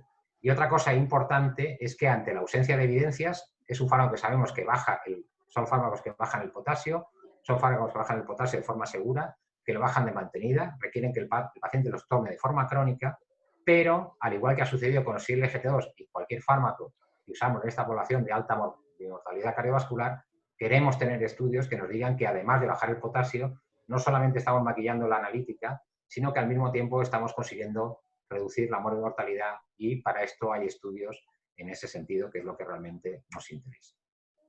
Así pues, para acabar como última diapositiva, y luego os diré qué pasó con la paciente, pues a mí este es el algoritmo que más me gusta, está publicado recientemente en diciembre de 2019 en el EDT, en el cual, pues según los niveles de potasio que tenga el paciente, vamos a centrarnos en estos. Yo creo que los pacientes con potasio alto está claro todo el mundo lo que tenemos que hacer, pero sobre todo, desde fases iniciales, considerar el uso de quelantes, de los nuevos quelantes del potasio, con idea de mantener lo máximo posible el bloqueo del sistema renal angiotensino. luego aquí está mejor explicado, pero digo que, aunque siempre, por supuesto, en situaciones difíciles habría que bajar o reducir los niveles del sistema renina-angiotensina y los bloqueantes de la aldosterona, pues por supuesto, desde fases iniciales considerar el uso de quelantes del fósforo. Y finalmente, ¿qué pasó con la paciente? Pues claro, en este mundo virtual en el cual ahora estamos metidos, en el cual parecemos teleoperadores con los cascos y el micrófono hablando con nuestros pacientes, que las consultas de los médicos las hacen virtual, siempre a veces con no todos los datos clínicos que tenemos, pues a veces lo mejor es hablar con el paciente. Entonces la paciente, se le llamó a la paciente, conforme verla virtual, dice, ves el teléfono, son las 9, lo más sencillo es llamarla. La paciente estaba pendiente de la colocación de una prótesis de rodilla, por lo que estaba tomando ibuprofeno casi todos los días, no aparecía en el listado porque lo compraba por su cuenta. Cuidaba a sus nietos, decía que tenía que ir por ellos y traerlos, y aunque con esto del COVID no había otra forma, entonces se tomaba el ibuprofeno porque era una forma de salir a la calle, ¿no? Ya sabemos que es un fármaco que aumenta el potasio. Además, el rato que estaban viendo los programas esto del Sálvame y Cuídame y todas estas cosas que hacen en la tele, tomaba nueces todos los días, las peladas de Mercadona, no sé si en Campravo también las habrá, pero aquí hay unas bolsas enormes con las cuales se ponen llenos de calorías y suben el potasio, porque han visto que son buenas para la salud, para la diabetes, para el riesgo cardiovascular, ¿no? Y además, como quería perder peso, estaba tomando solo fruta para cenar, para intentar perder peso. Pues bueno, con estas medidas clínicas, de historia clínica, en este caso la historia clínica de la entrevista fue clave para nuestro caso. El control posterior que se hizo a los 15 días, el potasio estaba en 5,2. Curiosamente, con un excesivo control de la tensión arterial, probablemente al bajar el ibuprofeno, lo cual permitió reducir la dosis de ranepirina a 5 miligramos al día, y en el último control su potasio era de 5,9. Esto ha sido una llamada, la paciente se ha hecho 2 analíticas y en 1 mes y medio hemos tenido que ver a la paciente. Al final el problema es que hay que ver a los pacientes. El problema no es, tengo un potasio, le pongo un fármaco nuevo que no va a ser barato y yo me olvido porque no va a hacer ninguna recurrencia, sino que el problema del potasio y nuestros pacientes, al igual que todos, es que hay que estar continuamente viéndolos y estando pendientes de ellos. Y esto es todo lo que quería contar. Muchas gracias. Bien. Muchas gracias, Miguel. Pasamos a la siguiente ponente, la doctora María Jesús Puchades, del Hospital Clínico Universitario de Valencia, que nos hablará sobre si tenemos el potasio controlado en el paciente con hemodiálisis. Chus, cuando quieras. Sí. Bueno, pues muchísimas gracias. Creo que se ve bien, ¿no?, la pantalla. Perfecto. Vale. Pues para mí es un honor bueno, participar en este panel y con estos panelistas de tanto nivel y bueno, y agradecer también a la sociedad catalana y a la sociedad valenciana pues la generación de este evento y que sea el primero de muchos más. Bueno, pues efectivamente tenemos el potasio controlado en el paciente en hemodiálisis. Lo voy a contestar en la primera diapositiva. Bueno, la primera diapositiva realmente es el índice. Voy a hablar un poquito de la prevalencia, de causas y consecuencias. Voy a meterme de nuevo en un tema que yo creo que en esta población en concreto es un tema espinoso, si debemos mantener los niveles del sistema renina-angiotensina en los pacientes en diálisis. Y por último, hablar de las medidas terapéuticas. Intentaré no repetir demasiado lo que ya también nos ha contado Miguel. Pues como decía, creo que si tenemos bien controlado el potasio en los pacientes en hemodiálisis, creo que con esta diapositiva va a quedar más que controlada, más que resuelta la duda. Esto es un análisis pacientes en población general de la base de datos Truven Health Analytics, una base de datos americana que engloba una barbaridad de pacientes. Y bueno, está comparando las barras azules, son las de pacientes en diálisis, prevalencia de potasio por encima de 5 o igual a 5, y las barras azules son pacientes en diálisis y la barra naranja es enfermedad renal crónica y o insuficiencia cardíaca. Bueno, pues como vemos, el porcentaje de pacientes que tienen este corte de potasio, que es verdad que es un corte bajo de potasio, porque muchas veces, y ya lo ha comentado Miguel, en los estudios epidemiológicos y de prevalencia se empieza a contar hiperpotasemia muchas veces a partir de 5,5, bueno, llega a cifras hasta un 43,2% en el último registro que publican, lo cual resulta pues, muy llamativo. Pero tenemos también datos aquí en España, recientemente publicados también por el Grupo de Santander, y viene a decir que efectivamente aquí ya partiendo de 5,5 de potasio, la prevalencia en pacientes en hemodiálisis es muy alta, es de un 16,3%. Por tanto, tenemos controlado, bien controlado o manejamos bien el potasio en los pacientes en diálisis, pues hombre, sabiendo el mal pronóstico que tiene la presencia de hiperpotasemia en los pacientes en hemodiálisis, pues estas son cifras para mí muy, muy elevadas.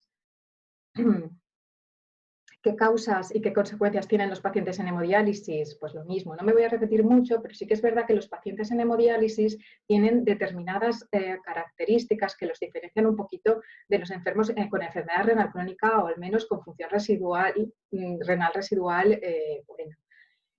Por un lado, al no tener esta función de excreción de potasio en orina, ser una gran mayoría anúricos o aunque tuvieran diuresis conservada, ser esta muy poco eficaz, pues inevitablemente en estos pacientes la ingesta de vegetales y frutas, alimentos ricos en potasio, supone un aumento en los niveles de sangre de potasio muy, muy alarmante.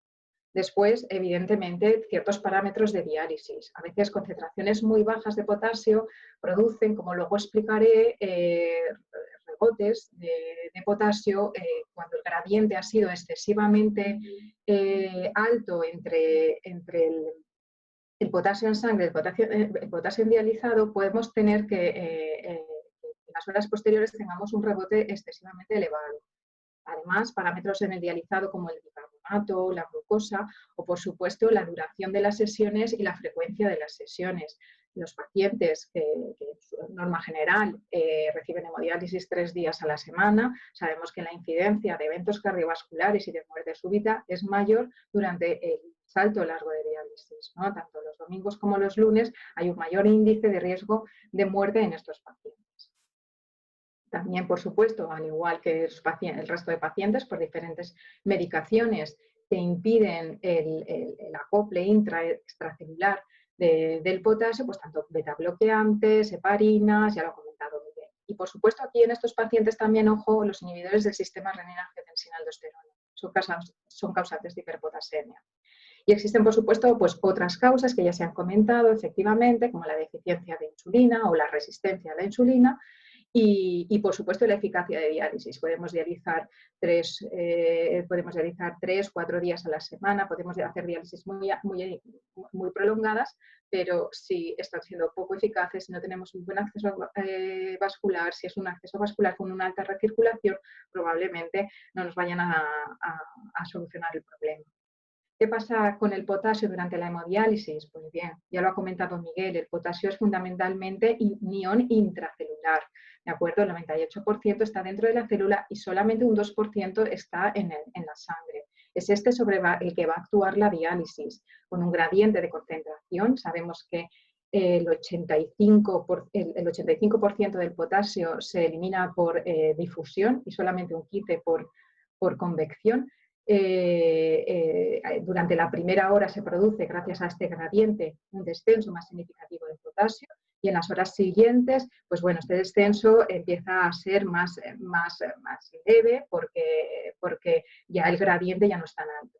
Pero por este motivo de que el potasio es fundamentalmente intracelular, lo que el organismo hace es, una vez detectados esos niveles bajos en sangre, lo que hace es sacar o desplazar el potasio del espacio intracelular al extracelular, con lo cual tenemos un rebote de potasio. Un rebote en los niveles sanguíneos que observamos en las siguientes horas después de la diálisis.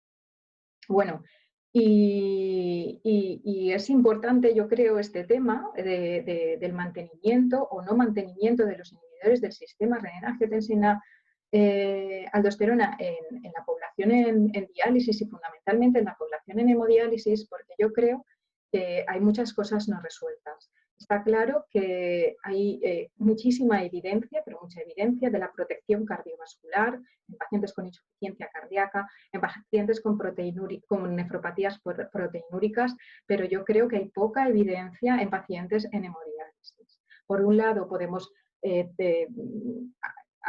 igualar, digamos, los beneficios de protección cardiovascular que tienen los enfermos con enfermedad renal crónica, pero por otro lado sabemos que estos pacientes tienen un riesgo de hiperpotasemia muy, muy, muy elevado y que estos fármacos contribuyen a ello. Contribuyen a ello porque también la inhibición de la aldosterona y la inhibición de la angiotensina 2 interfiere en la eliminación de potasio por la vía intestinal y también en el intercambio intra-extracelular de este ion. Y por último también está la función renal residual, que falta por un poco dilucidar o saber si efectivamente lo mismo que pasa del mantenimiento de función renal residual en las últimas fases de enfermedad renal, en la enfermedad renal avanzada, los pacientes en ERCA, si ese beneficio que tienen los inhibidores del sistema renina-angiotensina en esta protección se sigue manteniendo en los pacientes en diálisis. Bueno, aquí yo creo que existe una necesidad no cubierta en el mundo de la nefrología, y es que existe muy poca evidencia. Los enfermos en diálisis quedan muchas veces apartados o no son incluidos en los grandes estudios de riesgo cardiovascular en este sentido y bueno, hacen falta y es una necesidad no cubierta que tenemos. Gracias a Dios los nefrólogos tenemos el DOPS, que a pesar de ser un análisis observacional y demás, pues engloba a muchísimos pacientes y yo creo que bueno, que hay que hacerle caso, ¿no?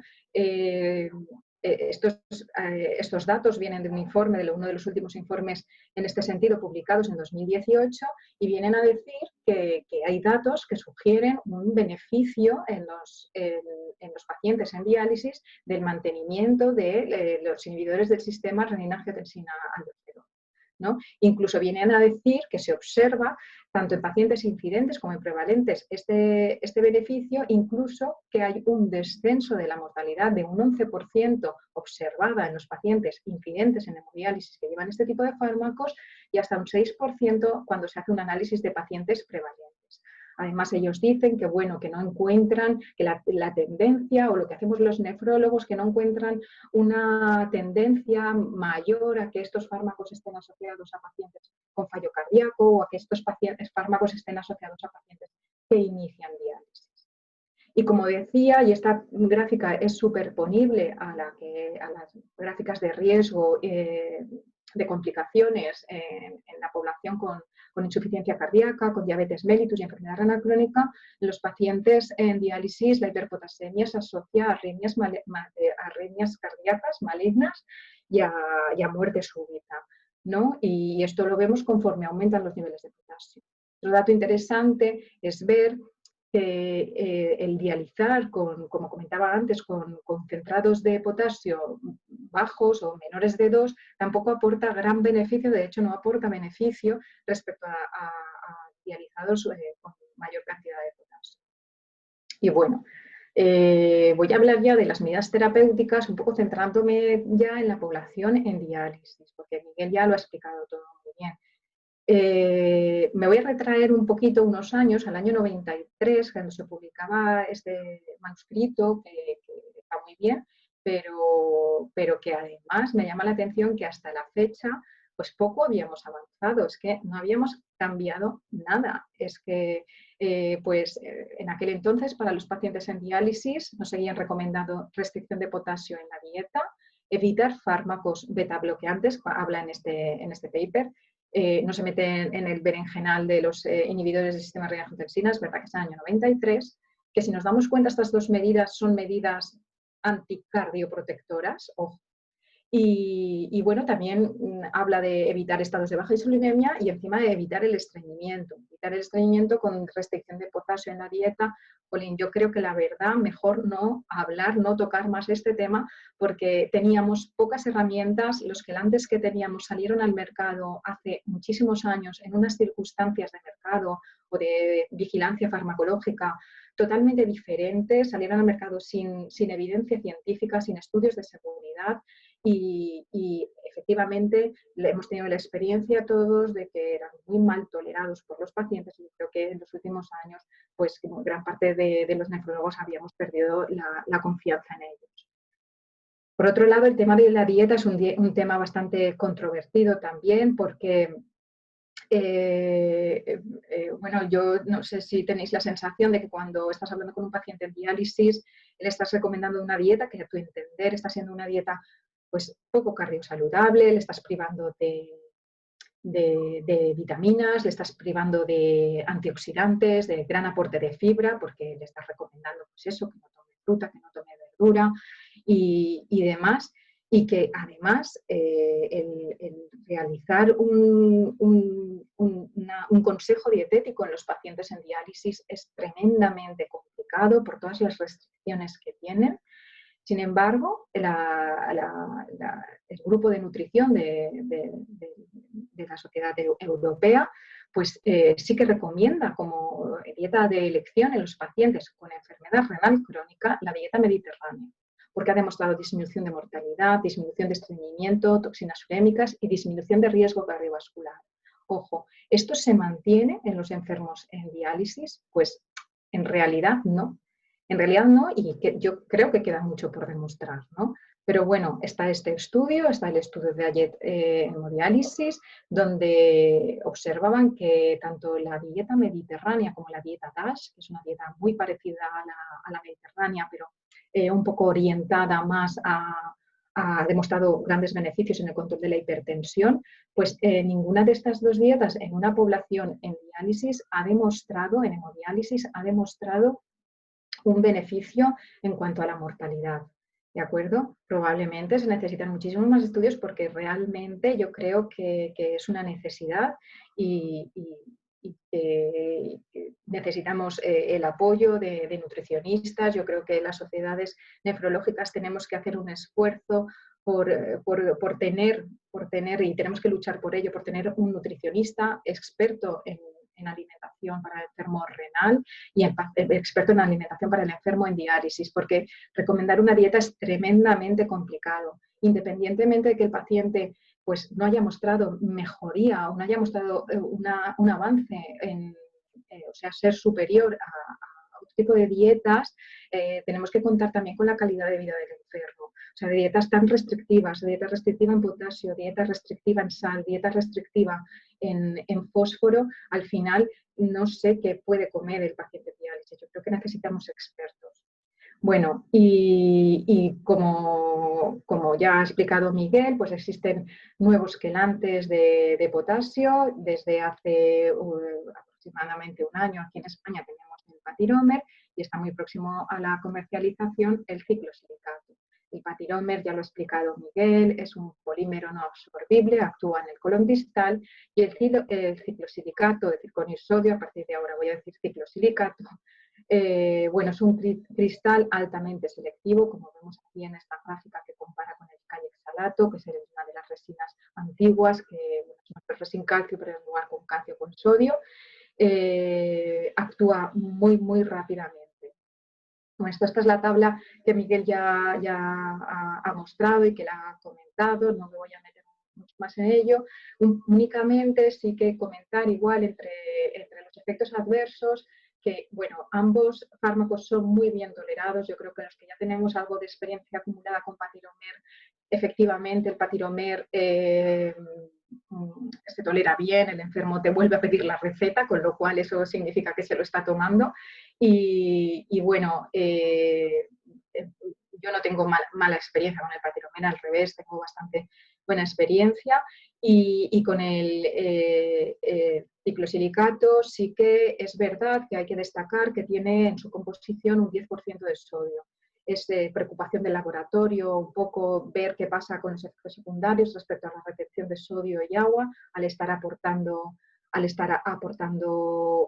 una elevada cantidad de sodio, sobre todo cuando se toman dosis muy altas, ¿vale? Bueno, voy a comentar este estudio porque es un estudio de los pocos estudios que hay en pacientes en diálisis. Es un estudio, un ensayo clínico fase 3B, randomizado, doble ciego, placebo de ciclosilicato de circonio y sodio comparado con placebo para reducir la incidencia de la hipercaliemia en los pacientes en hemodiálisis. Los pacientes en hemodiálisis que formaron parte eran pacientes mayores de 18 años, estables, más de 3 meses en diálisis y que presentaban hiperpotasemia definida por, en el periodo de screening, debían de tener más de 5,5 o igual a 5,5 antes de la sesión de salto largo, digamos, ¿vale? Y al menos una determinación de las otras sesiones igual o mayor a 5.1. Fueron randomizados en el mismo número de pacientes a cada brazo, uno a ciclosilicato y otro a placebo. Las dosis eran tomadas 4 días a la semana, es decir, se evitaban los días de diálisis. Existían 2 periodos, un periodo primero de 4 semanas y un periodo de evaluación de las 4 semanas siguientes, aparte de un periodo de seguimiento sin tratamiento. El primer periodo de evaluación, como digo, pues duraba 4 semanas, perdón, y el segundo de evaluación de resultados 4 semanas más. Bueno, el objetivo primario es un poco difícil de contar, pero muy fácil de entender.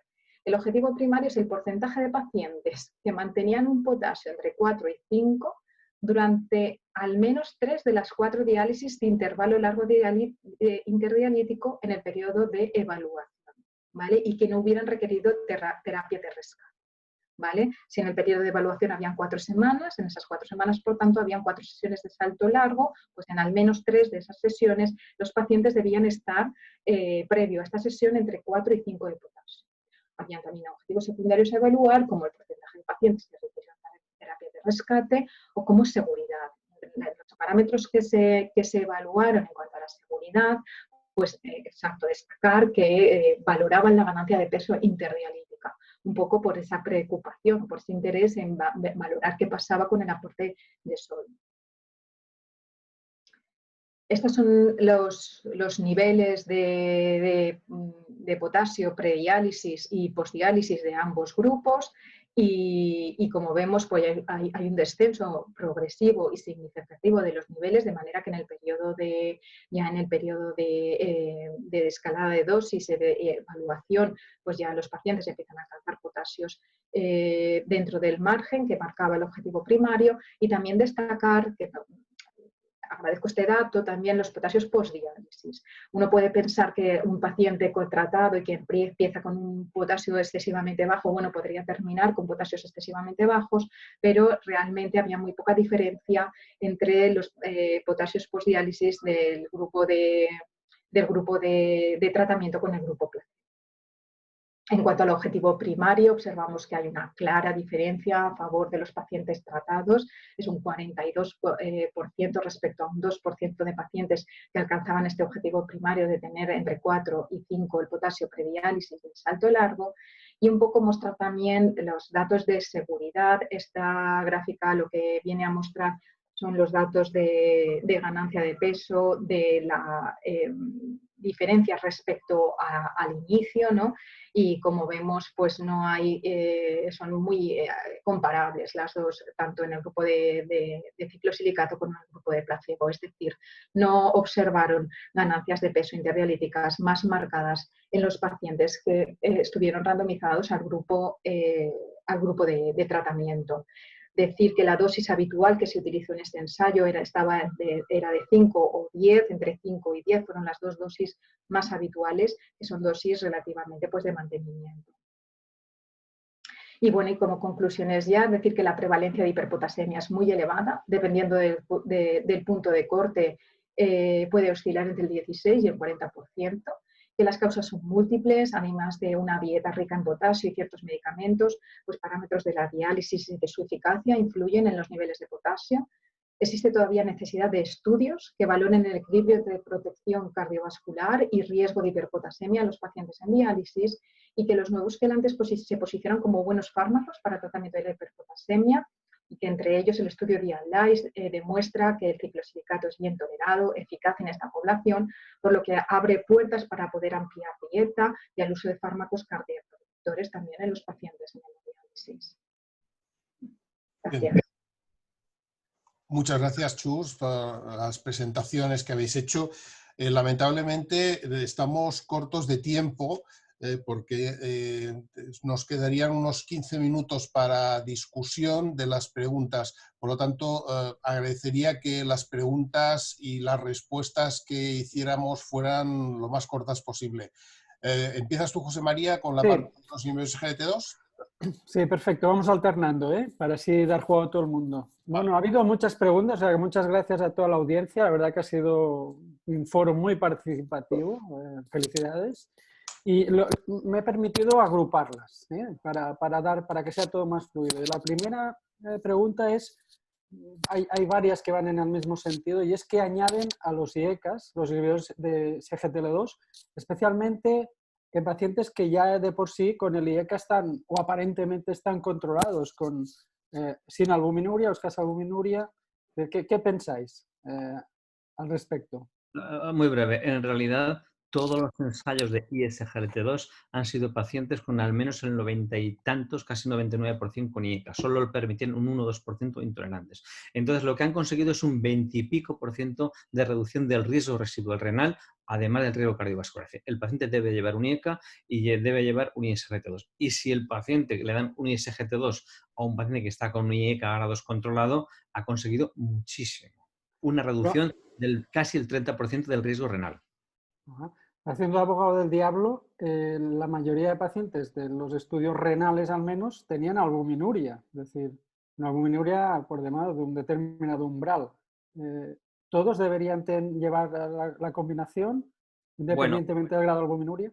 Ahí hay más datos. Por ejemplo, Declare tiene solo 17.000 pacientes, 17.000 y pico. Eso es para los nefrólogos, que hacemos 100 pacientes de glomerulares, 17.000. De los 17.000 no llegaba el 30% con albuminuria. Es decir, el 70% no tenían albuminuria. Y hay datos que dice Declare en Canvas, en EMPA-REC, en pacientes normoalbuminúricos que previene la mejoría o el paso a macroalbuminuria. Es decir, no están publicados todos los datos, hay publicados en EMPA-REC Canvas, en normoalbuminúricos, y Declare están mostrados en congreso. Es decir, que no solamente, en este momento la indicación es una enfermedad renal diabética que, como muy bien dices, es albuminuria o filtro reducido, pero también hay beneficios en no albuminúricos y, bueno, DAPA-CKD en no diabéticos también, que nos falta algún ensayo más que está en marcha, el EMPA-Kidney, perdón. Vale. Yo una pregunta a los ponentes sobre potasio. Se preguntaba, ¿el riesgo de hipercalcemia asociada al patiromer?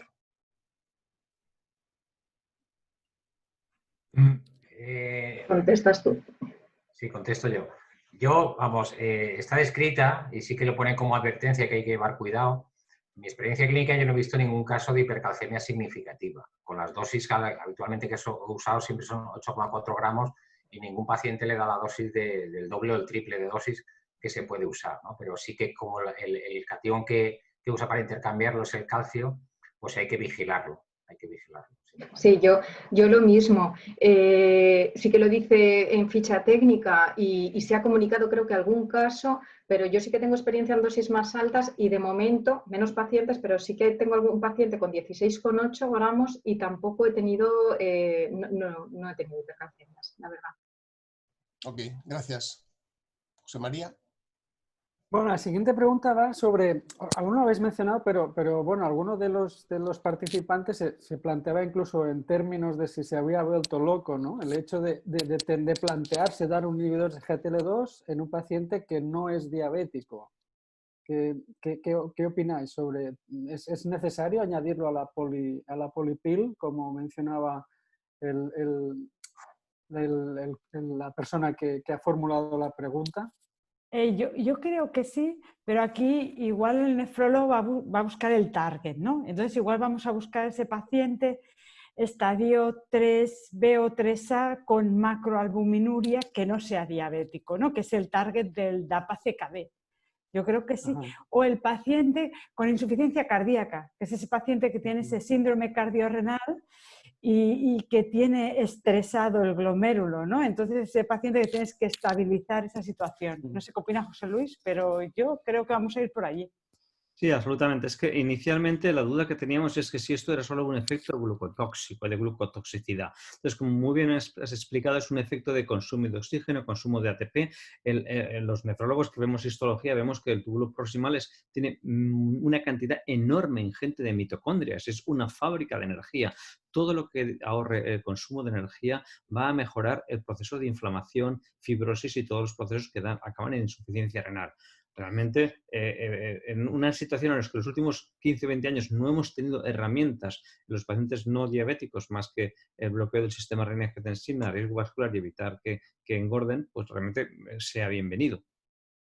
Perdón, Yo tengo la sensación de que siempre hemos estado pensando en la diabetes, pero ligándolo con esto, que el glomérulo era la parte más importante, ¿no? Y yo tengo la sensación de que el túbulo estaba regulando este glomérulo alterado y que el túbulo es mucho más importante. Incluso hay estudios con biopsias de pacientes diabéticos que nos demuestran que el paciente que tiene más daño intersticial teniendo nefropatía diabética es el que progresa más. Entonces, quizás, ¿no? Está es el beta bloqueante que dice el doctor Gorrick del túbulo, pero tanto del túbulo con diabetes como del túbulo sin diabetes. Si he entendido bien, en general lo recomendarías especialmente en las nefropatías no diabéticas, pero con un cierto grado de proteinuria. Y en este sentido hay una pregunta que es muy concreta y habla de su indicación potencial en la poliquistosis. Bueno, hay estudios en marcha, porque la poliquistosis, aunque es un compartimento tubular menos intersticial, más túbulo intersticial de más componente tubular, existen mecanismos de consumo de energía, etcétera, y de inflamación. Entonces, hay ensayos en marcha en este momento, pues de metformina, de SGLT2. Pepa, ¿quieres completar lo que he comentado? Sí, hay hay 2 o 3 estudios publicados en modelos murinos en ratas con poliquistosis. Y lo que demuestran es que en estas ratas también tienen efecto glucosúrico y de depleción de volumen y natriurético. Pero aún faltan, yo creo, más estudios porque justo en el EMPA-Kidney y en el DAPA-CKD están excluidos los pacientes con poliquistosis, un criterio de exclusión. Muy bien, gracias, Aleix. Vale, yo tengo un par de preguntas sobre más de manejo práctico. Uno sobre, alguien propone que para evitar la interacción de fármacos, propone el patirómer, por ejemplo, darle en el almuerzo y desplazar los demás fármacos a la mañana o a la noche, si es una solución factible, y si el sodio circonio-ciclosilicato desplazará los fármacos actuales por la rapidez de acción y no interferencia con la dieta o los fármacos. Pues si quieres. Me acuerdo de la segunda pregunta, de la primera era... que para evitar las interacciones, desplazar los fármacos la mañana y la noche y dar en el almuerzo el patirómer. Pues yo sí que la costumbre que tengo es la misma. No sé si todos tenemos la misma intuición. Lo único, o sea, lo suelo dar porque como no interfiere con la comida y otros fármacos sí que interfieren, pues creo que es el momento idóneo, ¿no? Que mientras que está comiendo, darlo y así poderlo espaciar. O sea, que sí que coincido con este oyente. Y respecto al ciclosilicato, es verdad que aquí en este estudio no porque tiene el Dialyze en diálisis tiene un esquema un poco diferente al resto de los que están publicados con enfermos en enfermedad renal crónica. Pero es cierto que en aquellos ensayos en los que se utilizaba ciclosilicato como tratamiento agudo de la hiperpotasemia y tal, es que los descensos con dosis un poquito más altas, los descensos son brutales, es que es en 1 hora o 2 horas, con lo cual, lo ha dicho Miguel también, yo creo que es un fármaco que probablemente tenga un hueco para el tratamiento de la hiperpotasemia aguda. En combinación con la... Claro. Es un mecanismo más. Okay. José María. Sí, bueno, hay también un par o tres de preguntas en la línea de si hay que iniciar estos fármacos, los inhibidores de SGLT2, en pacientes con filtrados por debajo de 30. Bueno, en efecto, no nos ha dado tiempo porque teníamos que contar lo último del último y eso es lo penúltimo del último. El estudio Credence ha sido el primero que luego se ha completado con DAPA-CKD que ha utilizado en pacientes por debajo de 30 de filtrado porque los pacientes daban evolución a lo largo del tiempo y bajaban de 30. Curiosamente, en el estudio Credence hay un porcentaje, unos 174 pacientes o 172 que cuando se randomizaron quedaron después de la randomización por debajo de 30 y el análisis de ese escaso grupo de pacientes mostró que seguía el beneficio en la progresión renal. Es decir, si tenemos un paciente por 30 de filtrado, SGLT2 no es un fármaco para bajar la glucemia, porque tenemos muy poca nefrona que puede bloquear la reabsorción fisiológica de glucosa, pero sí que tenemos un fármaco que va a conseguir beneficio. Esto se ha publicado en un JSON de hace poco de la doctora Meg Jardine, y el que analiza la reducción de glicada en los 3 grupos de Credence de más de 60, de 60 a 30, menos de 45 y 45 a 30, y se observa que, obviamente, con más de 60 la glicada reduce 0,7, 0,6,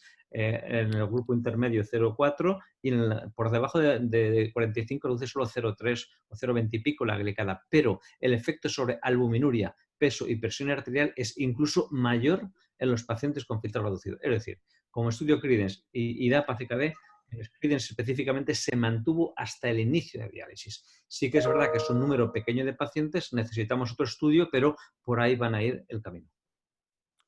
Muy bien, muchas gracias, Aleix. Vale, sí, una pregunta práctica es, ¿se combina bien los quelantes del potasio y los quelantes del fósforo? Una pregunta práctica en nuestros pacientes. Pues sinceramente no, pero no por problemas de eso, sino por problemas de lo que hablábamos, de que son pacientes multimedicados, llevan un montón de fármacos y no por interacciones entre ellos, que en principio no están descritas, pero sí por la dificultad de combinar tantísimos medicamentos. Sí. En ese sentido sí, pero bueno, es lo que hay. Muy bien, José María.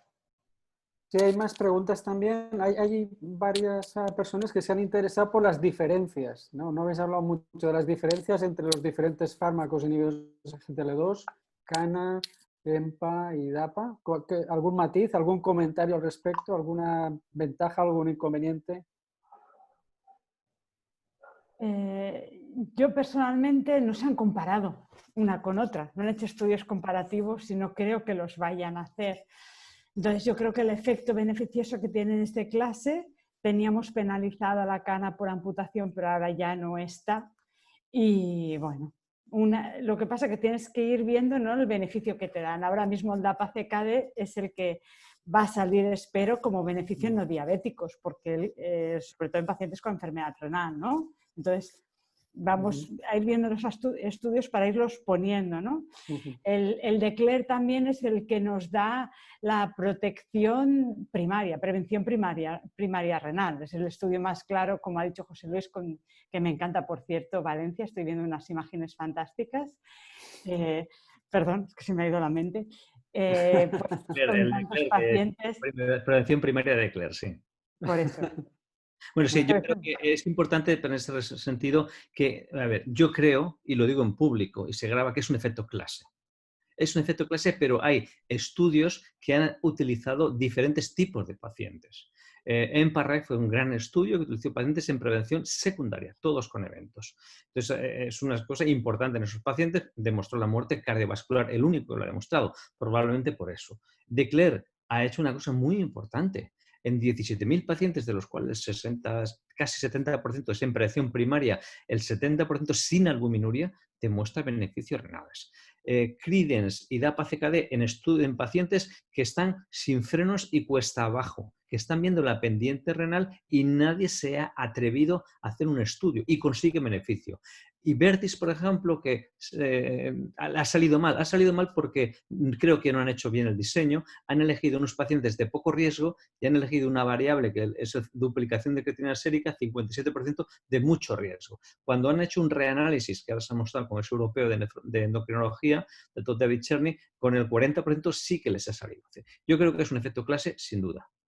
Sí, esto parece, los datos clínicos parecen claros, pero sí que es cierto que a nivel de afinidad por el receptor hay cierta variación, ¿no?, entre los diferentes fármacos. Quizá esto no acaba traduciéndose luego en impacto clínico, ¿no? Yo creo que es eso. Yo creo que no. La afinidad es diferente, pero, por ejemplo, empagliflozina y ertugliflozina son gemelas prácticamente en selectividad y en afinidad de la molécula. Canagliflozina tiene menos selectividad. Es decir, es diferente, pero yo creo que lo que nos interesa es medir los resultados clínicos y los resultados clínicos son todos absolutamente excelentes. Bien, ¿veis? Gracias. Sí, hay una cosa que siempre hemos hecho los nefrólogos, que en los pacientes con hiperpotasemia, tanto en enfermedad renal crónica como en pacientes en diálisis, cuando ante una hiperpotasemia lo primero que hacemos es restringir las frutas y verduras.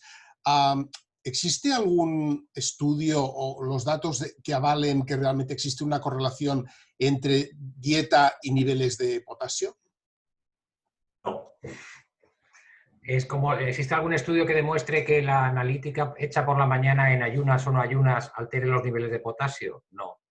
Por eso es que hasta la definición es, vivimos en el mundo de la no evidencia. El potasio, como bien ha dicho, 90-98% intracelular, y estamos midiendo un pequeño espacio que está continuamente entrando y saliendo, ¿no?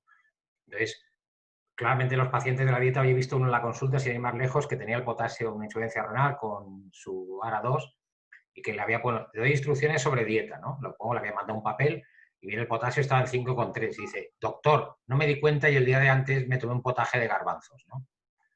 ¿Es el potaje de garbanzos lo que ha producido 5,2 o continuamente el paciente está de revisión en 3 a 3 meses continuamente con un nivel de 5,3, 5,4 de potasio? Imposible saberlo. Okay. Tenemos que tenerlo monitorizado continuamente y viendo lo que come. Sí que se ha visto que todos hemos visto, sobre todo en pacientes en diálisis, por las transgresiones dietéticas importantes de alto contenido de potasio que conducen a elevaciones brutales del potasio e incluso a la muerte de algún paciente, ¿no? Entonces, bueno, son situaciones extremas, ¿no? Extrema.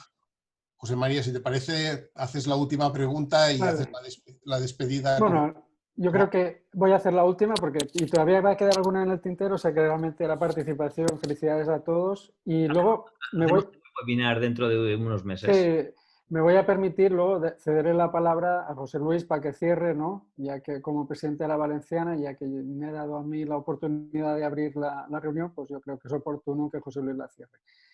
La última de las preguntas que he seleccionado, un poco quizá por la relevancia, es la preocupación que existe, al menos entre algunos de los asistentes, cómo manejar o qué debe hacer o qué pasa con esa elevación inicial de creatinina que puede ocurrir cuando empieza uno el tratamiento con inhibidor CGTR2. ¿Es reversible, no reversible? Yo creo que en parte lo has mostrado en la charla, ¿eh? Pero bueno, creo que no está de más incidir. Rápido y lo concreto. Y Pepa acaba. Es decir, esto es como los IECAS en los años 80. Existe una bajada de la hiperfiltración glomerular que está más o menos presente en muchos pacientes con diabetes o con no diabetes. Entonces, al bajar esos 5 o 6 milímetros de mililitros minuto, no pasa nada. Si el paciente tiene 70 de filtrado, no pasa nada. Si tiene 25, puede pasar algo más. Lo único que tenemos que ver es lo mismo que con IECA. Si el estado de depleción es muy importante, mayor será el estado de deterioro renal, porque es la forma de sustentar la presión renal. No pasa absolutamente nada. Si sube de 30% el deterioro, hay que revisar, y si sube más de 50%, habrá que hacer algo más porque hay alguna cosa de eso. No pasa nada, tenemos que monitorizar, y esto se va a dar en pacientes con mucho diurético y que a veces simplemente bajando la dosis de diurético unos días se soluciona. Y tranquilizar al médico, cardiólogo, internista, primaria que está manejando ese deterioro renal, que sabemos que es por esto y que no es un problema. Yo quiero añadir que incluso en el DAPA Heart Failure, cuando miraron los eventos de insuficiencia renal aguda, en el grupo que había recibido DAPA tuvieron menos eventos de insuficiencia renal aguda que en el grupo control. Con lo cual no debemos de tener miedo, ¿eh? Lo único que sí, cuando lo das a un paciente con enfermedad renal crónica avanzada, yo recomiendo a las entre 3 y 4 semanas un control de creatinina filtrado. Ya está. Muy bien, Es muchísimas una lástima, gracias. perdona, es una lástima que no bajen un poco el potasio. Sería ya el famoso... ¡Ay, ay! Bueno, Ya no lo lo pensaba. aumentan. Hay un paper recientemente en el ECA Journal que no aumenta el potasio. Eso sí, no lo bajan. Bueno, vale. Muy bien, pues doy la palabra al presidente de la Sociedad Valenciana para que haga el cierre. Muchas gracias a todos. Gracias a todos. Llevamos casi 2 horas y parece que ha pasado el tiempo volando. Yo os tengo que agradecer tanto a los ponentes, porque habéis hecho unas charlas que nos han entretenido a todos, a los asistentes de todas las partes del mundo que nos llegan preguntas, porque ha hecho esto que sea dinámico. Y por supuesto a la Sociedad Catalana de Nefrología por participar con nosotros en este que no va a ser el último proyecto. Caminaremos en el mismo rumbo y que gracias a todos por estar ahí. Esta charla estará colgada en 24 horas en nuestro canal YouTube. Sabéis que si os suscribís al canal YouTube podéis recibir cualquier novedad y bueno, estamos encantados de cualquier iniciativa de todos vosotros, porque esto al fin y al cabo en este momento COVID y en un futuro, pero no deja de ser cómodo, nos va a ayudar a lo que queremos, a la formación médica al máximo nivel. Josep María, gracias por ser tan rápido en decir que sí, por hacerlo tan fácil y finalizo por gracias a Esteve y a Astra, que también nos lo han puesto muy fácil. Nos han dicho, haced algo de esto, os dejamos libertad para todo. Y yo creo que eso es importante. Gracias a Marco Montomoli, que está detrás de todos estos sistemas. Parece mentira, pero toda la Junta, Enrique Fernández Nájera, Marco Montomoli, estamos en WhatsApp hirviendo para que esto es como un plato de televisión funcione. Y simplemente gracias de nuevo a todos. Chao. Muy bien, adiós. Muchas gracias. Gracias. Chao.